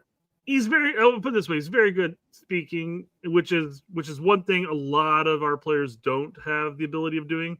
I mean, is just speaking to the media. Oh, yeah. Let me do my Pulisic impression. Yeah, well, I mean, here's my thought on that. Yeah, that's Pulisic. Nothing's like just, like there's when Adams is asked a question, he's got an entire paragraph that's already, he's on line 1, but he's got an entire thesis written in his head. He's ready to roll. Is Pulisic getting better though? Yes. Yeah. He's getting better. Yeah. Well, he's always in front of the camera, it seems like. So naturally you will get better. After a while, that inner introvert is going to have to give birth to a momentary extrovert. It's just what happens. You have to become that at some point. Right. And then you go away and you recover from it. But it happened to me. People don't believe this. I'm an introvert. It's true. I am a reformed introvert because after we have these shows, I need to get away. Like, I savor those days we don't have a show because, man, my brain is resting. It is resting, and I have to deal with more talk. And then, on top of that, my daily life on the weekdays is being in front of students for a whole day. Then I come home, and I got to do a show. Man, by the end of the shows, I am burnt. I am spent. All right. Pulisic can't be that introverted. He has a girlfriend. Oh, I've had plenty of girlfriends. Oh, well, I shouldn't say that. Anyhow, it doesn't really. We already know you've had plenty of girlfriends, Derek. Introverts get plenty of girlfriends. Trust me. All right? They can't if they play their cards right. In fact, the girls always love the guy in the corner that doesn't seem to be that. He's cool and collected. Doesn't seem to be, really hitting on anybody. Like, wow, he must have something special. Got to go check out that guy in the corner who's a good-looking guy, but boy, reserved and strong and doesn't look like he's scared. I guess if you want to say Pulisic looks scared, that's true. He has that scared look on his face a lot. That's not good. Chicks don't dig that. But yeah, you got to look strong and whatever. Derek, have you thought about teaching at Ivy Tech? I have. I'll say, Derek, and I don't know for certain. Oh, by the way, thanks for the almost $5 there. Yeah, but not now. I love the job I've got. But my point would be is like even the job prior you had and the current job you have, I don't think Ivy Tech would be able to match your salary. No. Nope. I feel like Ivy Tech's probably gonna pay you pennies, quite frankly. Compared to a private institution with lots of money, yeah, I think so. I can almost think compared to a North Side Indianapolis school, like Indianapolis, but like Fishers, even Noblesville for that matter, but then Carmel, especially Westfield, Zionsville. Yeah, you'll make far more money there than you will at Ivy Tech. I guarantee it. Yeah, no, they couldn't buy me away. They couldn't afford me, Ivy Tech. All right. What else we got, Brett? Edgar says Scally is greater than Freeman. They're totally two different players, but okay. I mean, depends on what you like. I see, man, Freeman is tricky for me right now because I see flashes. I see moments of good followed by what the fuck was that? So if you're filming a porn, you'd rather have Scally. He's steady. You know what you're going to get out of him. Whereas Freeman might come in, shoot a good scene, and then just fuck up the next two ones. He might be finished too quickly. He might not be able to get hard all the way, but Scally's always going to be hard as a rock. He's always going to give you exactly what you think he can on defense. Its problem is going forward. We thought that was questionable, but per games at Mönchengladbach lately, seems like he can penetrate and do the biz there too. So I'm saying he's a good center back option in the back three. That too. But he's also serviceable in a wing back role where he doesn't necessarily have to play as a defender the entire time. So he's good in a threesome and he's good in a foursome, and you just know it, right? Scally's going to bring the goods in those situations where Freeman, I think you can depend on him in a threesome. Not so sure about a foursome, but it just depends what Poach wants when he's filming the porn, right? So there you go. Well, I mean, I guess here's the question, because we have to assume that Dest is going to be the out and out right. Yes, and it's not. The question's not even. I mean, if Dest is healthy, why are we having this debate? I mean, we're just talking about the backup for Dest.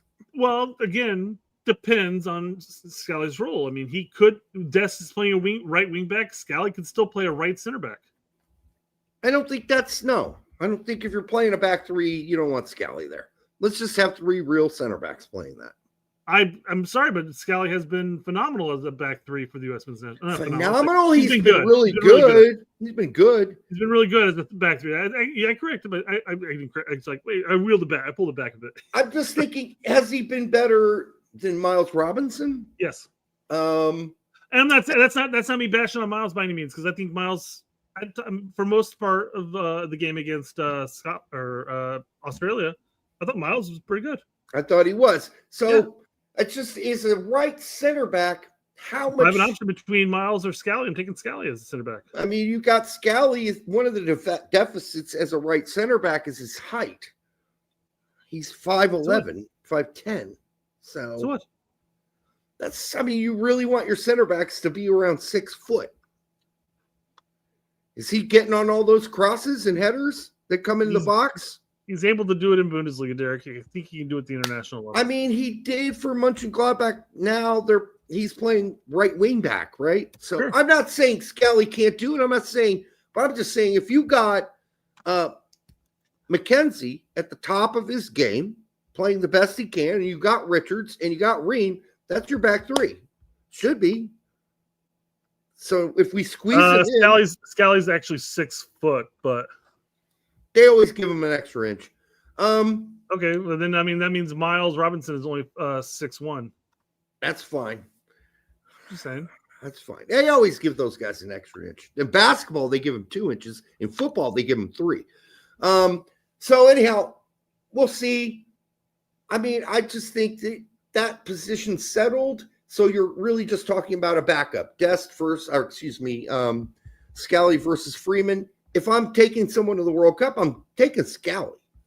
But I can see how people might argue in that Freeman's got a higher ceiling offensively going forward. He's faster.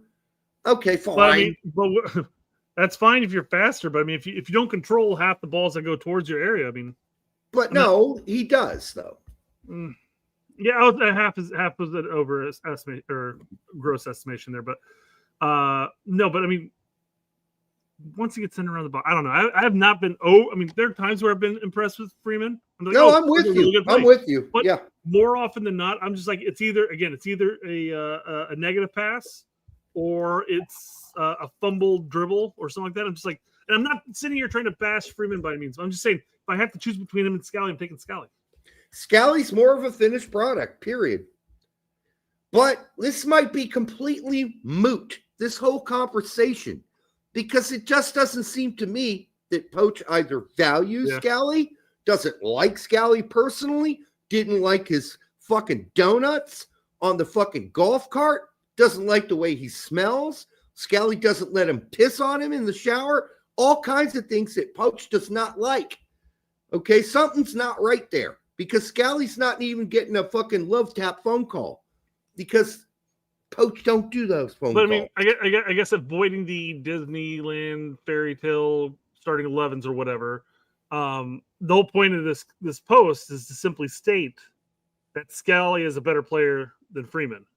Yes, and it's not necessarily specifying. Well, this point might be moot because Poch won't give him a call. That's not. I mean, taking U.S. men's national team and Poch out of the equation, you're just talking about player 1 versus player 2.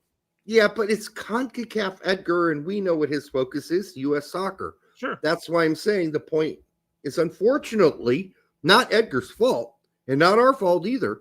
It's a moot point right now. It doesn't seem like Scally is in anywhere in the picture. I don't think that's his point. The point is U.S. men's national team talk, yes. But I think the point is calling out Poch for making the wrong decision is what he's calling it out. Well, that's fine. That's fine. I agree with that. If that's what you want to do, I don't think it's a new point. I think a lot of people have been making that. And I guess he's just reinforcing it. But I do think if we're going to be really honest with all of ourselves here, it's a moot point. Because it just doesn't matter anymore. It'd be like if I were to bring up a point saying Landon Donovan was arguably one of, if not the best U.S. men's national team player in our history. That's not a new point, but that's still a point you can make. You can make it. Yeah. And I think you'd be close to right. And that's more debatable. I just think wasting your time with this anymore, I'm not saying Edgar's doing that, but I just think we can have the Scally debate forever if we want to. And we're all have made posts like this. I've done it too. But I just think maybe I'm wasting my breath at this point. Well, I mean, how hard is it to write 15 characters? Scally better than Freeman. I mean, yeah, that's really taking the bulk of my time out of my day. Sorry, kids, I can't throw the ball with you outside. I've got to write on Twitter. Yeah, I don't think that's a thing. All I'm saying is you can say whatever you want, but I think in reality, right now, it's a moot point. Yeah. Yep. That's fair. I mean, I support Edgar. Whatever. If Edgar wanted to write about spaghetti, I'd support it. It's a moot point in the consideration that we don't think that Poch is going to correct ship. Correct. And I support all of Edgar's posts, including the one about cooking steaks. I think they're fabulous.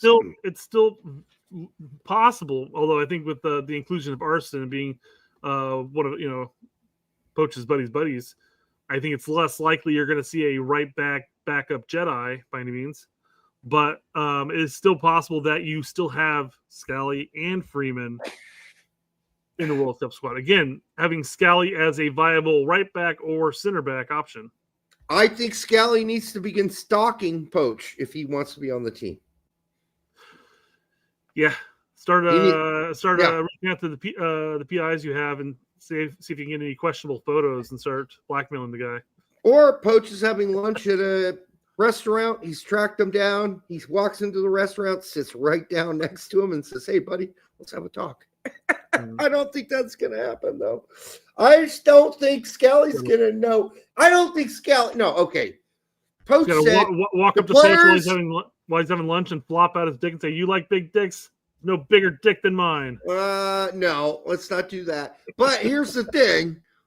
Poch has said in the interview, the players that didn't get called up know why they're not getting called up, even though I don't call them and tell them. Scally might want to look in the mirror and go, okay, why didn't I get called up? Oh, yeah, shit. Yeah, he knows, apparently. That's what Poch is saying. He knows. So maybe Scally doesn't know. I don't know. But maybe he should know, according to what Poch said about the players that didn't get called up. That could absolutely be a direct line emphasizing, basically saying, I don't need to call Joe Scally up every week. He already knows he's not going to be on my next call up. And he knows why. And he knows why. Yes. Yep. That's what he said in the interview, Brett. We're paraphrasing. That's exactly what he said. Yeah. I expect Poach to be at some kind of a symposium where it'll get leaked, where he'll actually talk about some player who did something, and that's why he's not been called up since Nations League. And by the way, Brett, exactly. In that same interview, that's when he got pissed at Jeff Carlisle when he brought up Scally and Musa. Right? Yep. He got irritated. So there's something going on there. We could play. Good. Sorry. I'm just saying. And, Musa should know why he didn't get called up without being told. And so should Scally, is essentially what he said. They know. And if they don't know, they're fucking idiots, is what he said. Yeah. And it's like you play devil's advocate and say maybe he's talking more Musa in that sense because, Musa's like, I'm going to pass in the Gold Cup. Yep. And that type of thing. Maybe that was directed towards him. He knows why it was directed to both. But maybe I think it might have been directed towards both. They both know why they weren't called in. Yeah, they both. But I mean, at some point, as the manager, you have to dole out the punishments. I agree. And I think, when Berhalter was coach, Weston fucked up. Nashville got kicked out of that camp, didn't get called in the next camp, got called in the next camp and got bit minutes, and then worked his way back onto the pitch. Gio's, sulked around during pre-World Cup friendlies, pissed off Berhalter, almost got shipped home. He'd made his apology, got, benched for the Wales game, came in during England, didn't get played during Iran. So, as a manager, you dole out the punishments, but at some point, if you have a player that's going to make the team better,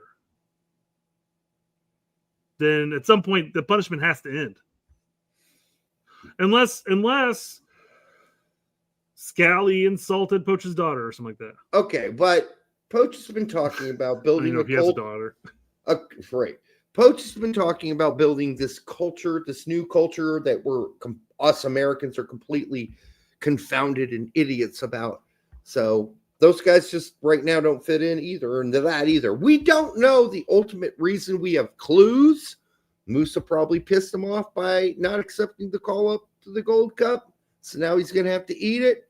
And then the only other rumors we have from our friend Edgar, who brought it up, was Joe Scally's fucking ridiculous golf cart run where Arson flung out of it and nearly killed him. I don't know. That's a joke, but we added that embellishment. But still, something's not right. And what he said was they both know why. They both know why. I don't need to tell them. They know why. All right. Okay. Okay. Who posted this, by the way? This is the real MJ. Okay, we got added at this. Okay, I think I figured out why Jedi was called in the camp. Like, you should already know why. Perhaps because I told you. But perhaps Poach needed to have a conversation, and of course, he can only talk to players that are currently in camp. Is that it? Yeah. The joke is that he doesn't call his players. No, I mean unless they're being called into camp. He was pretty clear about in multiple interviews. He said he's coming because he hasn't been here, and we need to reintegrate him with the group and the new culture that we're building here. Even though he can't play, that's why he's here.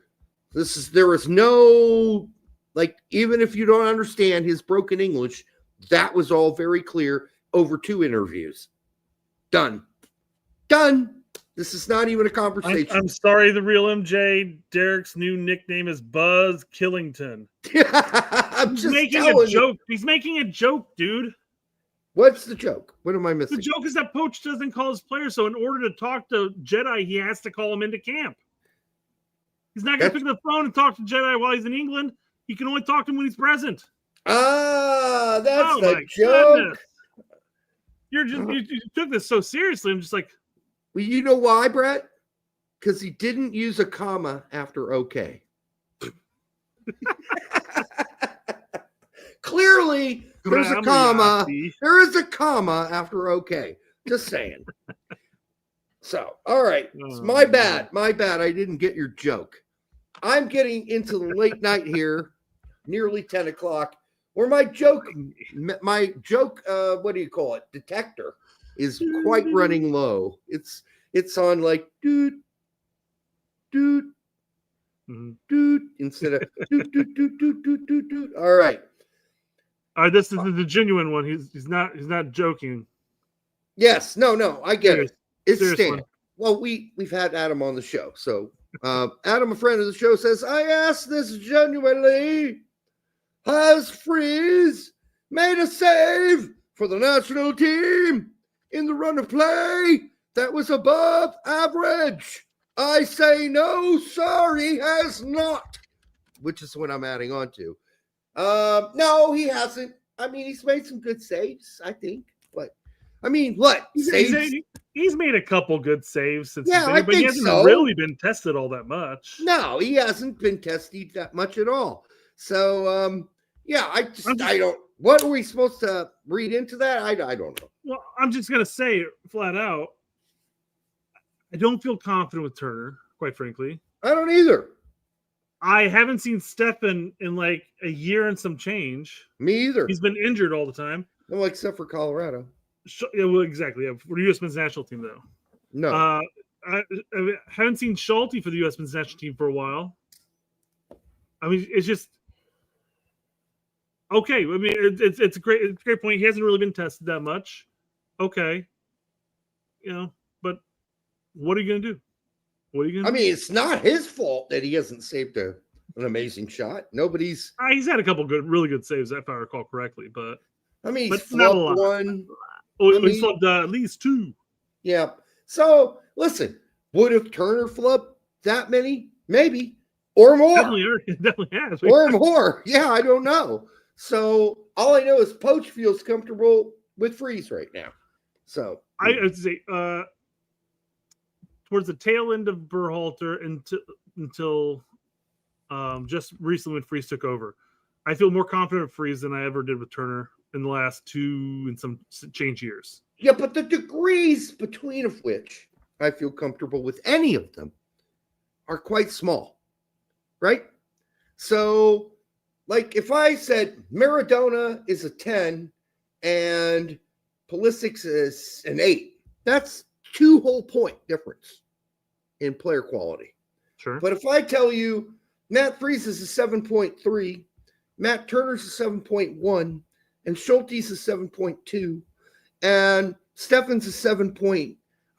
We're talking about minor degrees of difference here. Will those degrees make a difference? And on what day do they make a difference? So somebody's gonna have a good day and a bad day, right? I'll say this much right here. If we went to the Australia match and Turner started in goal, yeah. How confident would you really feel with him back right there? Now? Not very. I feel better with Freeze. Until he can prove otherwise. So I don't care if there's a minute varying degree of quality between the goalkeepers. Turner could show up and have a baller performance. He's done it before. But he did it while he was always at New England. So maybe that's the case. Maybe, but still, my difference between comfort levels between Freeze and Turner is still 7.3 for Freeze and a 7.1 for Turner. Like, I still feel nervous when they pass the ball back to Freeze. Like, I'm not that much more. Yeah. I'm more comfortable, but not a whole lot more comfortable is what I'm saying. I'm about 2.2 more comfortable with Freeze than I am with Turner. And that's enough. I'm living with it. The times that I'm going to blame Freeze as far as was more on the degree of when the center backs played it back to him. By the time he took a touch, he already had somebody reaming up his rectum, And I guess outside of the Haiti goal, he hasn't given me a big reason to be overly concerned. So I don't know if the cringe or most moments we get when the ball gets played back to Freeze is more us just thinking of the past of like Turner. I mean, it's just players there, Horvath. Just generally what we're asking our goalkeepers to do, who none of which have those skills. None of them. Stefan is probably, and coaching, the best 2 goalkeepers we have with their feet, and they're not playing. As far as what I've seen of Coachin, there's no doubt that Coachin is miles ahead of any goalkeeper. Oh, for fuck's sake, at yeah. his feet. Absolutely. Yeah. I haven't seen enough of him actually play against big boys, so I can't sit there and say, oh, yeah, he should be our number 1. But I'm just saying, from what I've seen of him playing with his feet, he is far more confident with that ball at his feet. I would like to see more. Yeah, I would have liked to see him with the U20s.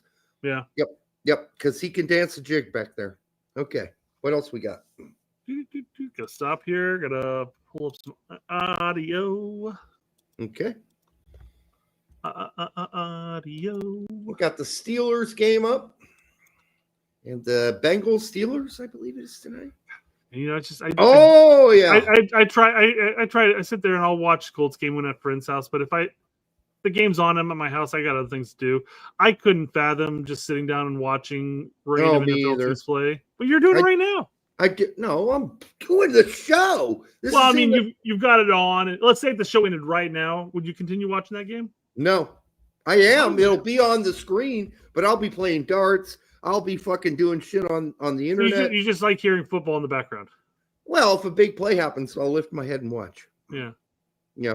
I would rather just throw on YouTube and put something else on. Oh, I got YouTube going too. That's fine. YouTube and NFL at the same time. At the same time, baby. Dual broadcasting. That makes sense. Yep, I can dual. I can walk and chew gum, as they say. Here is I believe this is where Pochettino comes out and talks about Roldan. I think it's yes. They're leading up to this initial comment here. Yep. Listen. Is what we need. And then we need player with confidence, with self-belief. Mm-hmm. I mean, ultimately, yeah. I mean, he's got confidence. He's playing with confidence. Yeah, sure. And he's got some good plays in there. He got bagged two assists. Listen, he's playing great for Seattle too. So let's not even beat around the bush there. Can't even show it to you because I'm playing the audio. You know how when we were watching it and then Australia got their goal and people were like, Roldan, come on, Roldan, come on. And we're like, did Roldan fuck up somewhere there? I didn't even see it. And I'll pull up the I'll pull you know what? Fuck it. Just do it real quick. Okay. Larry pointed this out. So let's share that. Let's just click over here. Roldan off balance and minor contact knocks him down. It's not really a bulldoze, more of a flash knockdown. And here he is. Whoop! And it is funny watching it live. He does just fall over. Like he goes to press and then all of a sudden just falls over backwards. And but I'm not blaming him on the goal, quite frankly. That's still on Sands, in my opinion. Thank you. No, there are multiple players at fault here. I'm just watching that going, Roldan, what the fuck? What was that, Roldan? Yeah. But, you know, personally, what I think happened here, I don't even think there was any contact. I think Roldan went in realizing that if he went in on that ball, that he would probably draw a PK, so he just fell backwards. I honestly think that happened. No, I think you're right. I'm still blaming this goal strictly on Sands for giving up on the play after kicking the ball once. If your assessment of Roldan in this game is based on this one play, you've missed the point. You've missed the point, is what I would say anybody else out there, because there are multiple players at fault there. So I am no fucking defender of Roldan. And I do not think he is what we need, and I quote. But let's let Poach finish.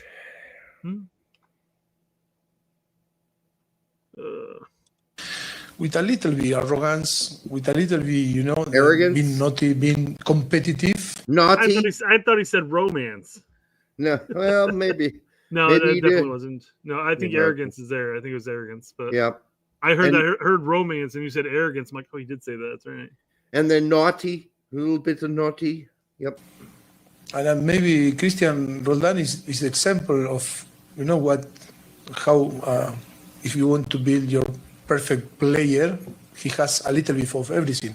It's true that playing in a position that maybe is not a striker that should score goals or is not a central back, but it's a midfielder. That balance on and off the field is what we find.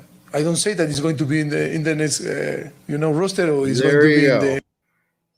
He not saying he's going to be in the next roster, so everybody don't freak out yet. Well, don't freak out yet. I guess it depends on where Seattle's at in the playoffs, right?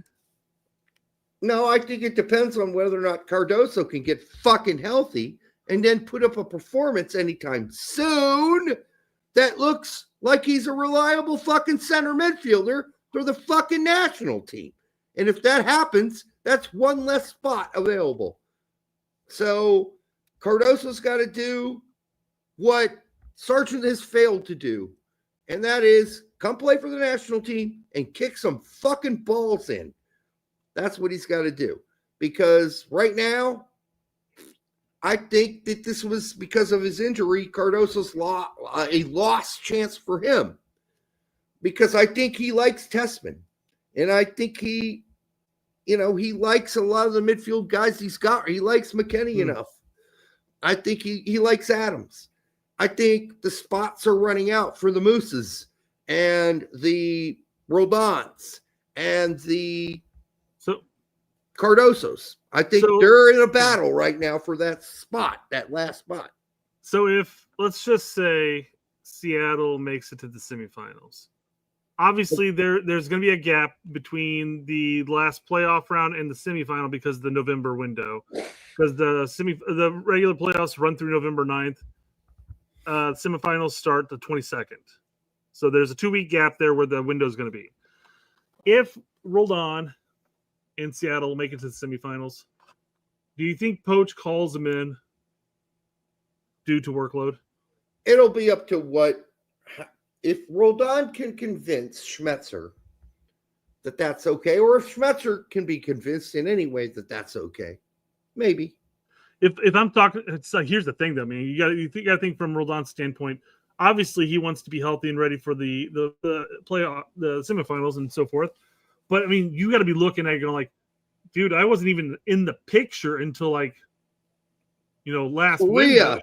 Yeah, last window. Now I'm being talked about so highly that if he gets called in November, I mean, how could you possibly turn that down for the? Oh, he will definitely be knocking on Schmetzer's door and saying, "Please, Brian, please, for the love of God, go to another World Cup. Come on, man. Come on, this is my last chance at a World Cup. You must." And I would 2022, wasn't he? Nah, this is it. This is it for him. So I would think that Schmetzer, knowing who he is, would probably set him free for that game. Yep. Schmetzer's a good guy. I would think so. Yep. I mean, it'd be pretty cynical to assume that if he goes, he's going to get injured and not be available. Well, the real problem, Brett, is Cardoso going to be fucking healthy in November? God help me, I don't know. And so, Adams and his baby will be another month along, so he'll be available. Yeah, I don't know. I think in a perfect world where Cardoso's healthy and performing for the U.S. men's national team, Adams is on this team, Tessman's on this team, McKennie's on this. You start running out of spots for the vibes guy, as they call him. And I don't think it's vibes. You talk to anybody that knows this team, he's not a vibes guy. He's not like the funny guy in the locker room. He's not the guy gluing everyone together. That's a joke. That is not true. Anybody telling you he's a vibes guy, not true. Not true. He is not a gregarious, dude. He's not. Pulisic seemed pretty fucking high on this window. Yeah, his play. No, off pitch too. He's yes, his commitment, his professionalism. He's not a team leader. He's not. We're not talking about the same things here, Derek. I'm saying, you said he's not a vibes guy. I'm like, I think Pulisic's been vibing off him quite a bit. In what way? There was a video we played a show or two ago And it's like, hey, who are you hanging out with during practice? Having fun with or whatever. And Pulisic says Roldan. And then Roldan, of course, says Pulisic. And the guy's like, yeah, he said the same thing about you. All right. So they circle jerk together. Big deal. There you go. All right. And also to correct the record, Roldan was in the 2022 World Cup. Thank you. I know he was. No, you. Oh my God. I said, you go, this is my only chance for World Cup. I see he's at 2022. He goes, nope, this is his only chance. I thought you were talking about the next World Cup. He's not making that one. Because 2022 sounds like 2030. Here's what I heard based on your mic and me talking at the same time. 2022. That's what I heard. So I assumed you meant the next World Cup. All right, because I was talking wrong. Just admit you're wrong, Derek. No, it's okay. When we talk at the same time, it's often hard to hear what the other person is saying. Oh, shut up, Brett. Just say, Brett, you're right. When you're right, you're right. Brett, donkey dick. All right, what do we got going next? You sucks, donkey dick. You suck, donkey dick. You wish. And you wish it were filmed so you could watch it. You pervert. I believe you said this is when Tony goes off. Tony finally, he claims he doesn't lose his cool, but the other two guys are laughing their ass off. Here we go. Roldan is good against other MLS level competition.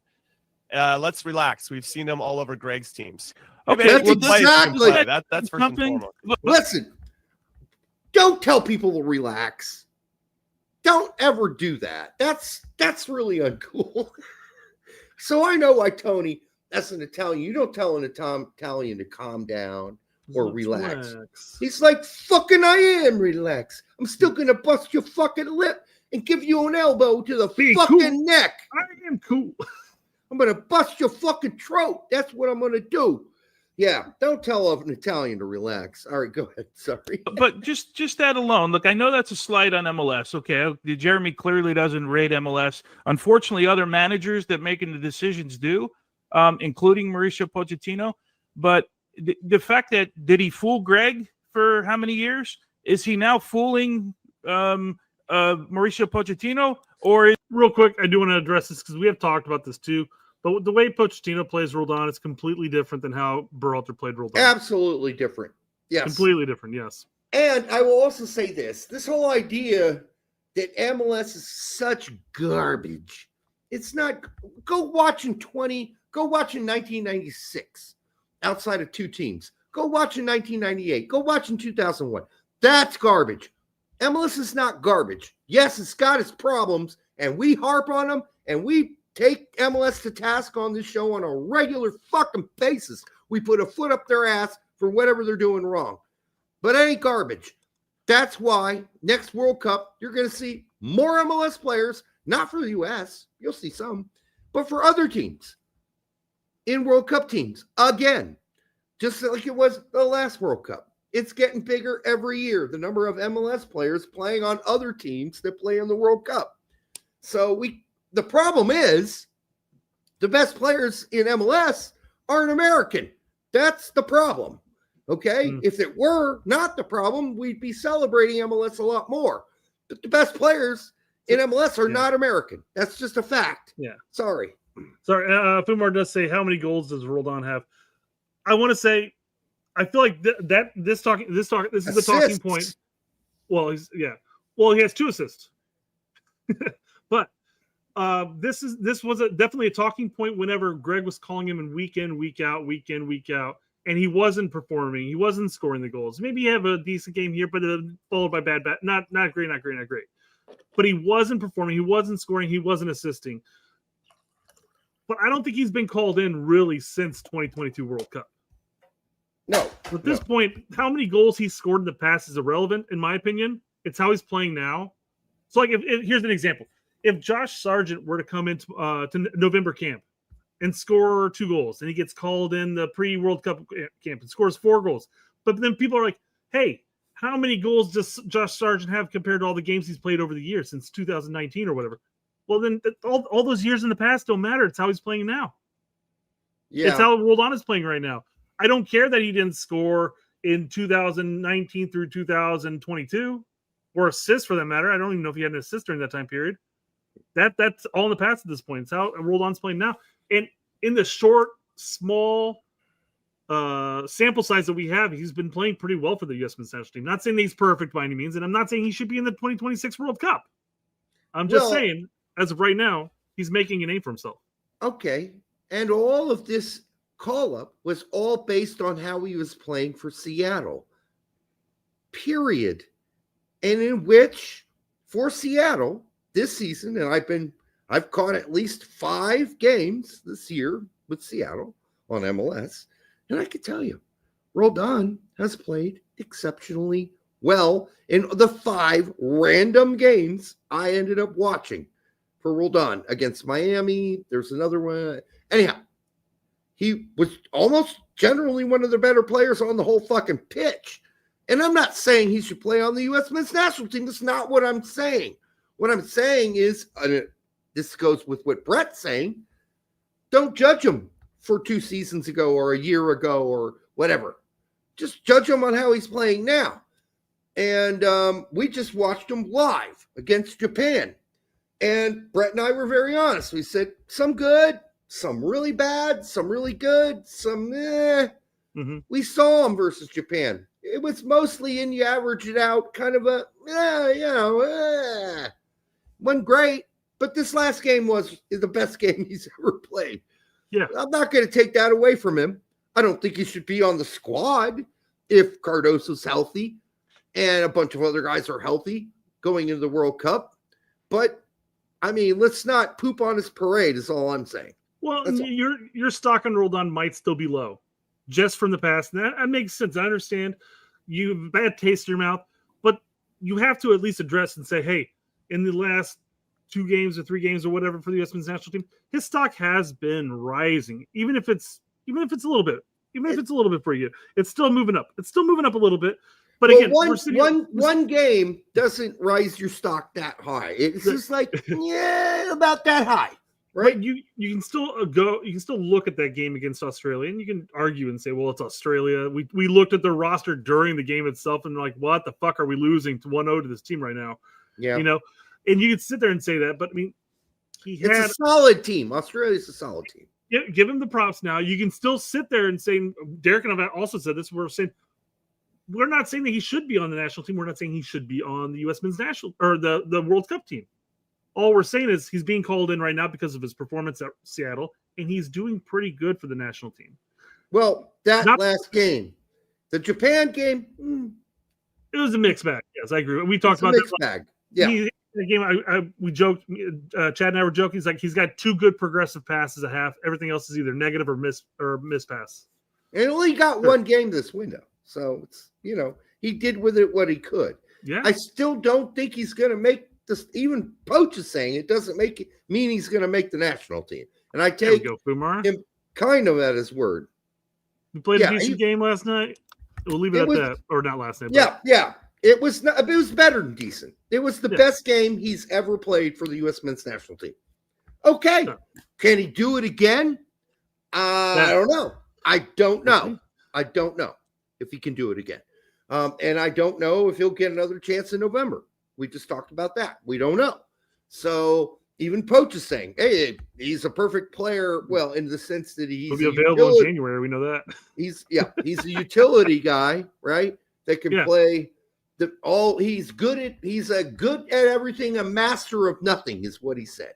He's good at a lot of things, but a master of none. It's like if you want to make a perfect player, he's like the base, is what he's saying. He's like, he's good at all these things, and then at that point you'd want to progress in some certain direction. But he's as 30. a youth growing older. Yeah. But the problem, that base, unfortunately, that base is in his 30s. So he's 30. It ain't getting any better than this. Like that's what you'd want if you can mold 15, 16-year-old into the perfect player type thing. From the games I've watched and the fans I've talked to, this is the best Roldan has ever played in Seattle and in general. So, and I've watched the big ones he's played, right? Jeremiah Cole says he'll be our captain. Watch out. No, I don't think so. I don't think so. So I don't think we need to worry about this yet. Let's just hold on and see if Cardoso can get healthy and do something. And that's the problem too, right? It is. He's got to get healthy, but then he's got to do something. He's got to. Yeah. I mean, I know that his tenure with the U.S. men's national team has been rocky at best because he, didn't get a lot of minutes. He'd come in for 20 minutes here, 30 minutes there, but then most of the time he's just been injured. It's like there's a brownie point counter. Like Pulisic comes in with stacks of brownie points. Okay, McKennie comes in with a quarter of that. Adams comes in with half of that. Like guys have brownie counts. Reina right now, no brownie counts. Cardoso, his brownie counts are really low. And up until this window, fucking Roldan's, the last two windows, Roldan's brownie counts were at a negative. And now they're up to, like, he's got 4 brownies.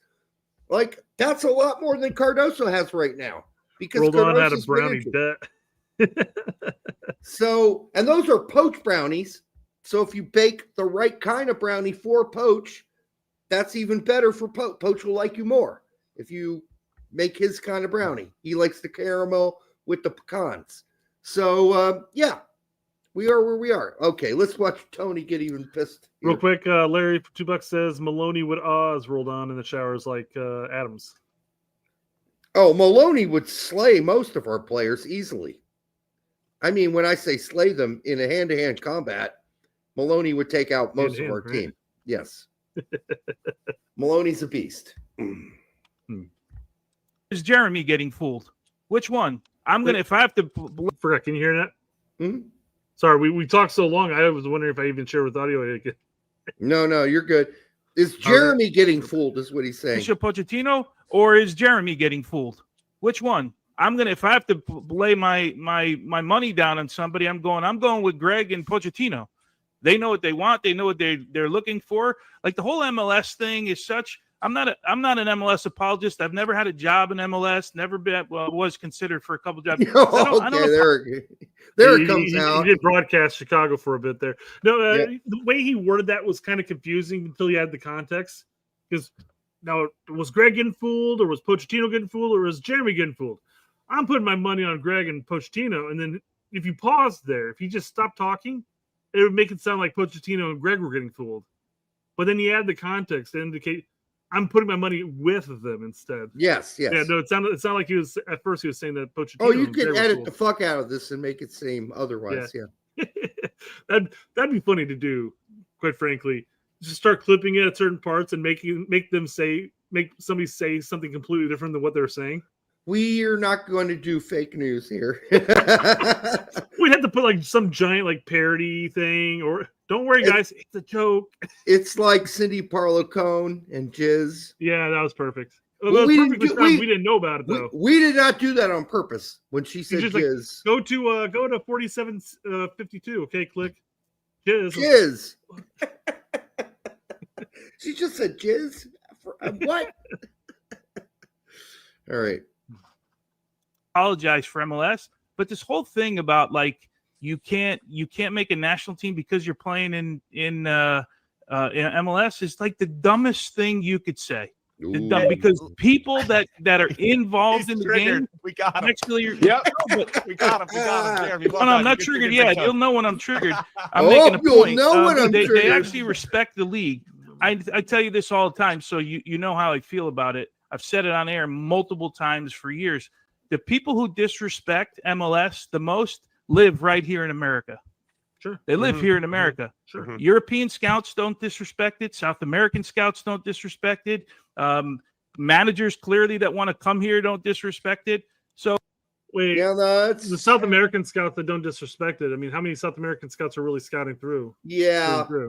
I don't know about that one, but I do know about the European scouts that are here.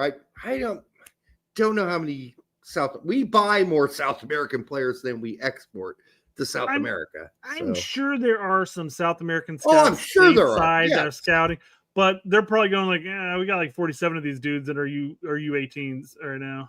Yeah, We don't do this guy. So, I wouldn't boast on that much, but European scouts, there's a lot more now than there ever have been. So to his point, the argument that if you're in MLS, you can't be on the national team is a bit silly. Now, I'll say this much.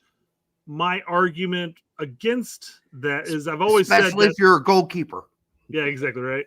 No, my argument against that point would be that if you're in MLS, more often than not, you're generally less sharp than your best self. So we talk about like when players come from Europe back to MLS. We talked about Josie. We talked about Michael Bradley, especially. That's the biggest one, quite frankly. Dempsey, Jones, all of them. I mean, I think Jones is still Jones, quite frankly. I think Jones only has one. He only has one. Yeah, I think both those only have one pace. But then again, was Dempsey's touches as clean in Seattle as they were with Fulham? No, probably not.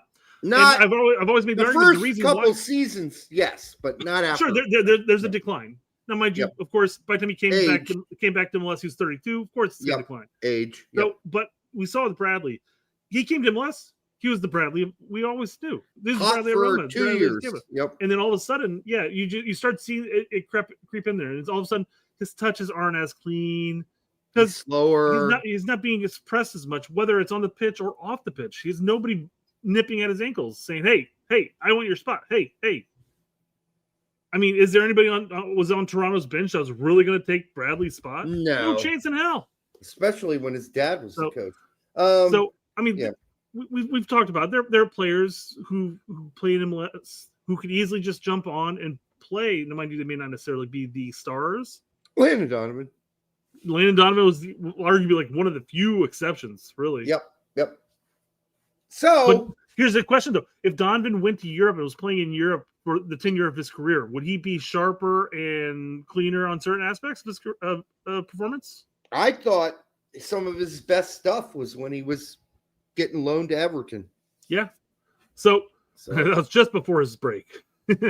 Yes, just before his break. Yeah, but no, I agree. He was being pressed. There's more pressure on him to perform.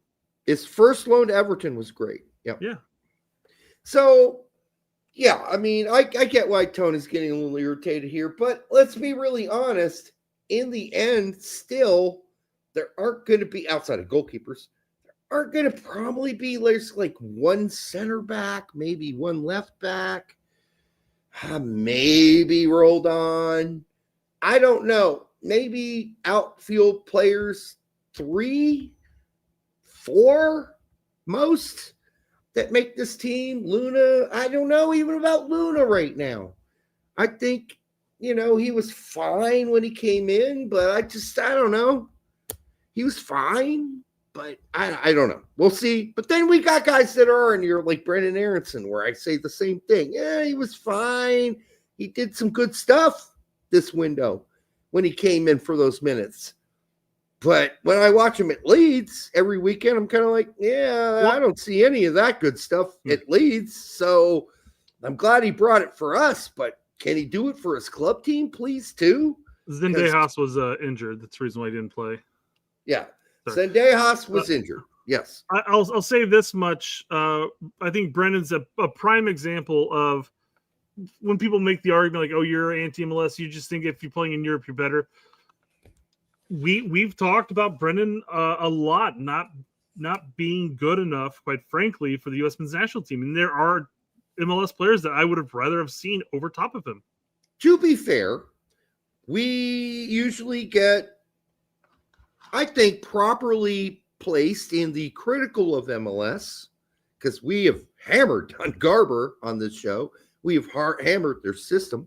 We've also been truthful about Don Garber and MLS and Don Garber's unfortunate situation with the old owners. We've been very truthful about all of it the whole time. So you cannot call us anti-MLS or Euro snobs. We both have teams we support in MLS. We both watch them on the regular, me less this season. Sorry. Habitually, I mean, even on the bad seasons, I fluff Chicago Fire on a weekly basis. This is the 1 week, obviously, because Chicago didn't play. And yearly, you're an LA Galaxy fluffer. Up until this season. You're getting a taste of the Chicago Fire right now. The wooden spooners. I'm getting kicked in the ass this season. So I think it's fair to put us right in the middle. I don't think we're fence sitters there. We have very definite opinions on everything. And one night you might catch us and think we hate MLS. And the other night, you might think we're fluffing MLS. Well, we never fluff MLS. No, we don't do that. But we have been watching MLS for a long time, both Brett and I, and we know how far this league has come. And we know it needs to take the next step, and it's just refusing to do it. And it needs to do it. And that means salary cap needs to either go way up, or they need to make Tam and Gam just spooge all over because, and that's what Garber created Tam and Gam for, was to get around the fact that these dumbass, old-ass owners of some of the older teams and the central figures of the league who started it don't want to raise the cap that much. So we had to create this funny money to get around the cap. I'd like to see that end. I'd just like raise the fucking cap, man. Raise the cap. Let's be really serious. If we want to be serious about this league, let's raise the cap and let's really focus. I know all the teams are now required to have an MLS youth team that's not pay to play. Mm-hmm. That's good. Because guess what, guys? 10 years ago, that didn't exist like it did with some teams, but only like Dallas and Philly and a few other handful of teams cared about youth development. Now all of them do, or most of all of them. I could really pick through some ones that still don't give a shit. But things have changed. Now, the real problem is getting those youth players out of Next Pro, that stupid-ass name for that league. Next Pro. Okay, well, how many of these fucking Next Pro players are getting actual minutes? Like a very, very infinitesimal, small amount of them get to play in fucking MLS. Because it's a competitive league and they can go buy South American players and European players to come play. Why are they going to play a 17-year-old kid named Kevin Sullivan when they got all these experienced players? They're just not going to. And they don't. They don't. So that's an issue. We're developing young players, and the Europeans are buying the good ones. And other ones are like, well, fuck MLS because they're going to tie me into a goddamn contract, so I'm going to go play in the USL and then go to Europe. So we got issues here, people. A lot of issues with MLS. They are still fucked up, and they haven't figured it out yet. So we got a lot to go. This is me giving Chicago their fluffing. I'll say at least with Sergio and Cups, two MLS Next Pro players that were getting consistent playing time in Chicago. No, mind you, Cups also spent time with the U17s, and then he got injured for a healthy chunk of time there. I think Sergio got benched towards the end of the season. Was it Westfield for the U20s? Plays regularly in the MLS. Yeah. He was one of the better players in the U20 World Cup. Because he plays. He plays with big boys with hair on their nut sacks. That's why he's good. A lot of the guys we watched, by the way, in that U20 World Cup, outside of the ones we obviously know play in MLS, don't. They play in MLS Next Pro against little boys the same age as them. That's not going to help them. They were better off when they were playing USL teams and having to go against grown men every night. That develops players faster. I just put this in because our old friend Keith Costigan hasn't been on our show for a long, long time. Long time. But still says, idiots who know nothing about the game after Roldan's second assist tonight. I don't think there were that many people raging about that. I think people were happy to see the goals. Mm-hmm. I don't know. I'm sure there were people that were like Roldan's a piece of shit or whatever. But I think mostly we're just happy to see the U.S. men's national team win. And I do not begrudge Roldan a good performance. My question is, that's one performance. You're going to need more than one to win me over. I don't care how great you play at Seattle, which, by the way, you've been doing, but this was the first game Roldan has ever played beyond meh, M-E-H for me. And not only was it beyond meh, it was actually really good. And yeah, the first 20 minutes were good, but after that, he was really good. So I'm not going to take that away from him, and neither should anybody. If you want to, you can, I suppose. That's your prerogative. It's your prerogative. All right, I think we are done here, Brett, because I got to pee. I got to pee. I got to pee like a racehorse. All right, you go pee. Okay. I want to cover this real quick then. You cover it. I'll be back. Yeah. So AC Milan are reportedly annoyed with how Mauricio Pochettino and the U.S. men's national team handled Christian Pulisic, who got hurt against Australia, believing he was risked for no reason, given no points were at stake, as he was already dealing with ankle problems prior to the match. Okay. Well, AC Milans aren't the only people who are annoyed by certain things that people do, because that's Kyle Bond posts here. And U.S. men's national team fans were annoyed with how AC Milan racked up Pulisic's minutes at the end of last season when nothing was realistically at stake. So it goes both ways, folks. Milan had their reasons. U.S. men's national team has their reasons. Let it be. It's a friendly, and we're talking about like the last of 3 windows leading up to the World Cup. I understand AC Milan's looking at it going, they're already qualified. They're not playing for anything. This is a meaningless match. He's got a knock, which I didn't know he had a knock, quite frankly. I thought he played that weekend prior to coming here. I'll have to go back and double check that, I guess. But you have medical stuff to keep an eye on. And it wasn't an ankle injury, though, in the end. Quite frankly, the injury stemmed because he got tripped, and he tried to continue to run, and he dragged his knees across the ground multiple times and ended up pulling a hammy. So why does it matter? Why does anything matter, Brett? Why does it matter if he had an ankle knock when it wasn't his ankle that got hurt? Who cares?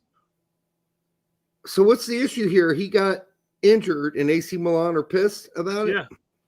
Yeah. Hey, AC Milan are reportedly annoyed because he got injured during a friendly that means nothing to anything to anyone. Oh, fuck those idiots. I don't believe this, by the way, for a second.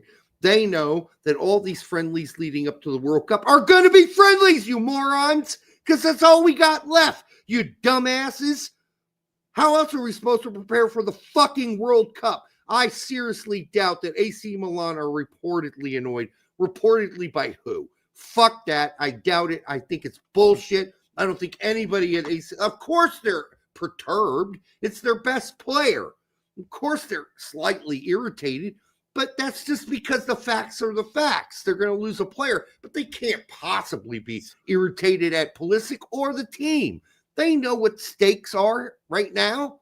They know we're preparing for a fucking World Cup. So they're not perturbed at that. They're just irritated that he's injured. They're like, fucking shit. Not again. That's all they're saying. They're not saying, oh, fucking shit, that Poch is a fucking monster. Like, if they're saying that, they're just idiots. Period. They're not saying that. They know what the stakes are. Here you go. They know what Via Milan News, the headline reads, Pulisic injured, Milan annoyed with Pochettino.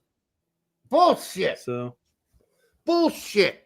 Anybody annoyed at Pochettino for playing fucking Pulisic, starting him and barely playing him in the first game, and he had a minutes restriction, so we followed that. That's bullshit. Nobody at Milan is that stupid and naive. Nobody. This is the dumb thing. This is the dumb thing. They're pissed that he's injured, sure, but he was dealing with ankle problems, but he got subbed because of hamstring discomfort. Yeah, it's not even the same injury. It's like, oh, you guys, he had ankle injuries. Now he's coming back to us with a concussion. Fuck you. I'm like, wait a second. Those two things don't add up. Yeah. Now, I don't understand it. It seems dumb. All right. I mean, if you're talking about like media stories, if you are at any way been educated about what media in what countries to never trust, because they're totally full of shit when it comes to soccer, it's England and Italy. And Germany's not far behind, but they're not as bad. All right. But Italy, their reporting is egregiously bad. often totally fake news. And then England, they could say whatever they want. Whatever they want about soccer and just make up fairy shit. The local press, if you're a Watford fan and you follow Watford, you do not read the national press for any news on Watford, A, because they don't cover it, but B, the local media is dependable. Local media is dependable.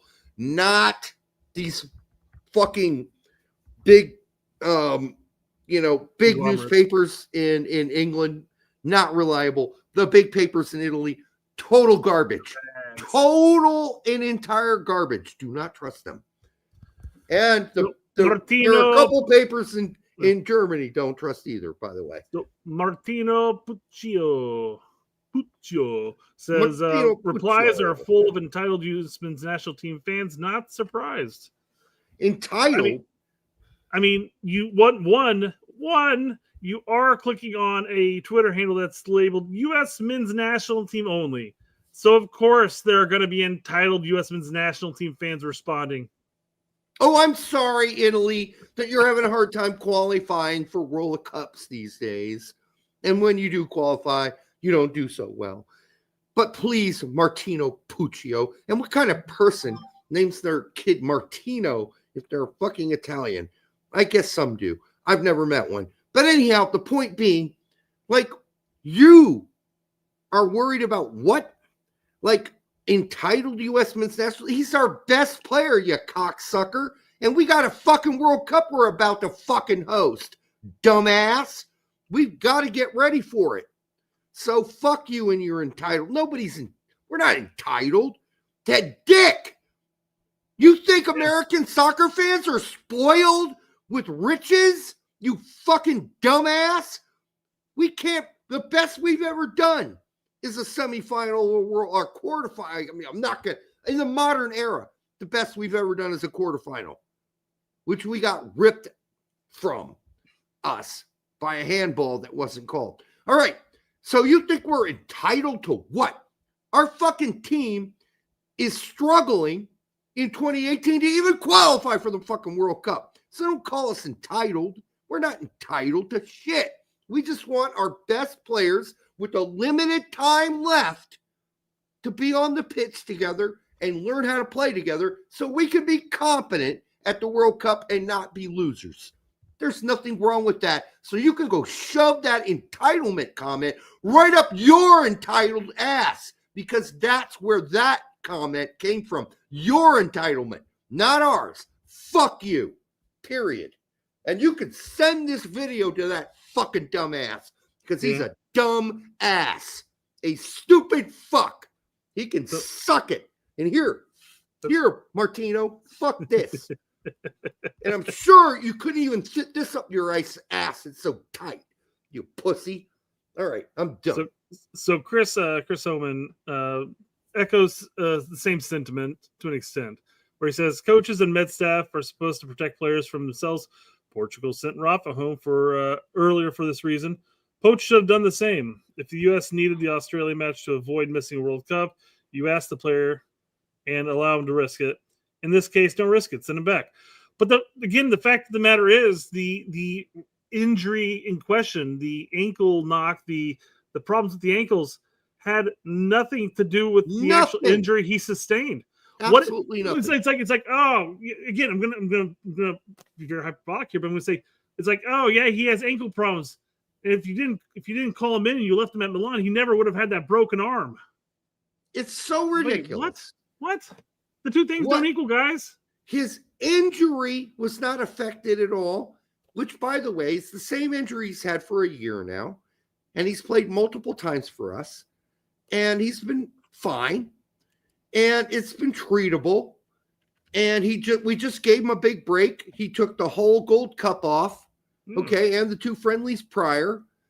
And yes, has he been playing Syria? I can guarantee you this. There is no way, if you looked away, they treated Jedi in this window. If Pulisic was anywhere near that situation, he wouldn't have played at all. But he wasn't. He wasn't. And they've been extremely careful with players. That's all I'm saying. They were with Dest. the window we watched with Korea where we were watching the Japan game. He didn't come in but for the last 10, 15 minutes for that. So everybody's had minutes restrictions. It's been strictly adhered to. So I don't want to hear this bullshit. Every fucking goddamn national team does the same thing. It's a bunch of butthurt club fans, quite frankly. Because look, Pulisic started the last 3 matches playing 63, 59, and 74 minutes. Yeah. And hey, I wonder how many of these Milan fans were pissed off about that because he had an ankle injury. Possible ankle, been dealing with this ankle injury for a while. Oh, that's they don't have a completely problem he's playing for the club. That's because it's their club. Yes. Yeah. And I understand that Milan pays into the big bucks, and I understand that aspect of things. And again, if he was injured and he wasn't playing at Milan because he was injured, then yes, I agree. Don't call him up.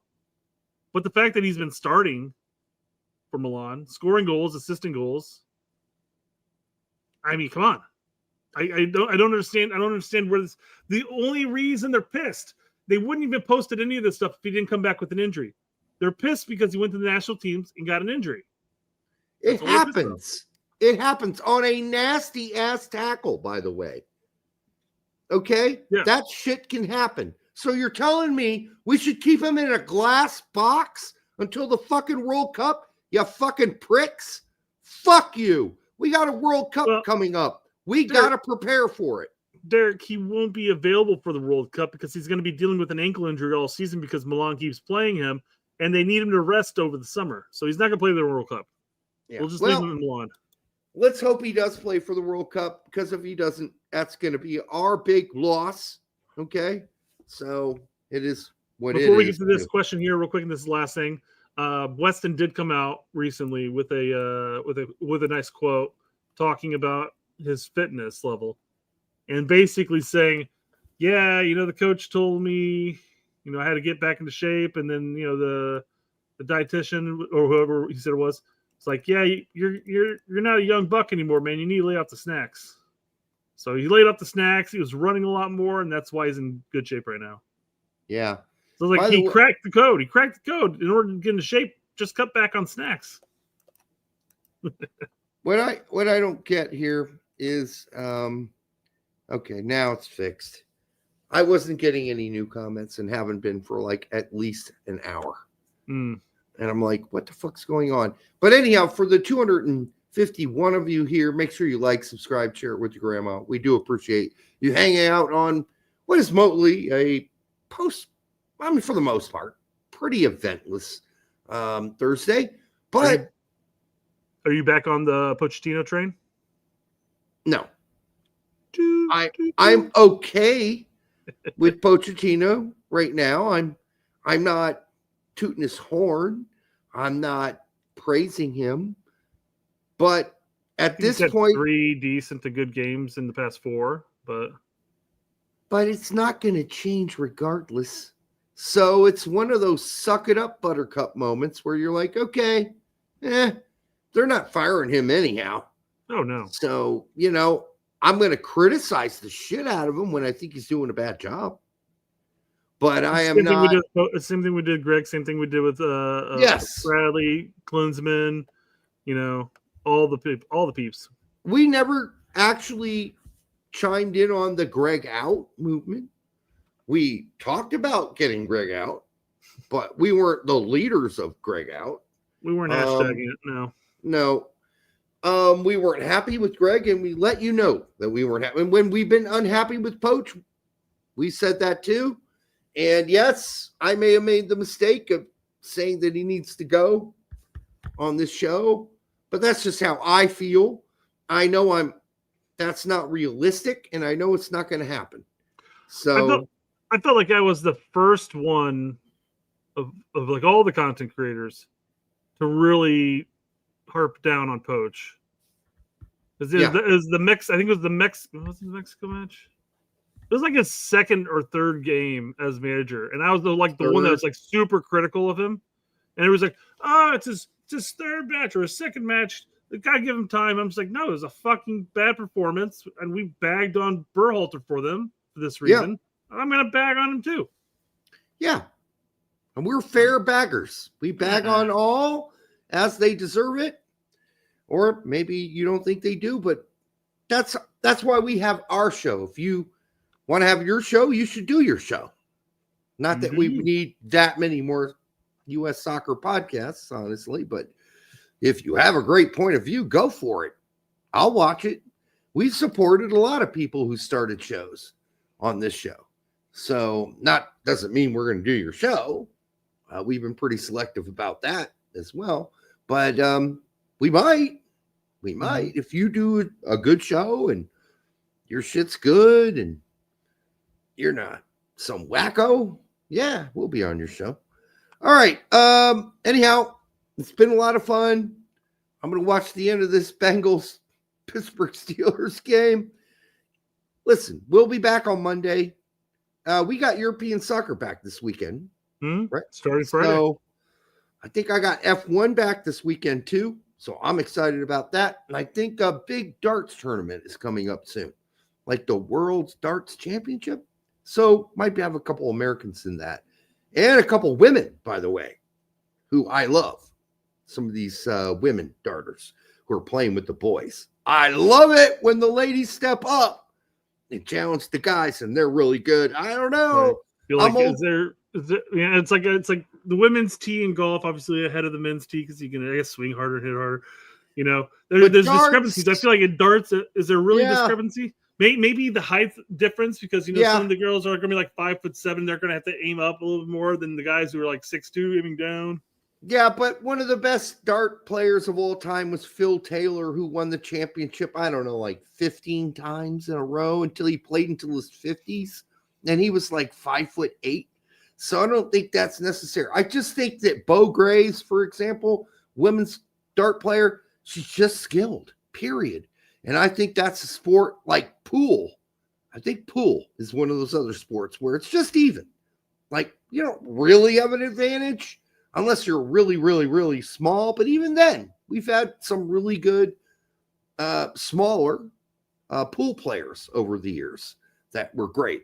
And I think so Bo Graves, and I can't remember the other one, the blonde darts player. She's really good too. So I don't know how they'll do, but I do like it when the gals step up and play against the men because they've done well when they have in the past. So, hey, one of those sports you can do that. Soccer, not so much. The U17 boys are going to probably beat the women's national team. Just saying. But darts, that's even playing field. All right, until next time, guys, we'll be back on Monday. Have a great weekend, and we'll see you then.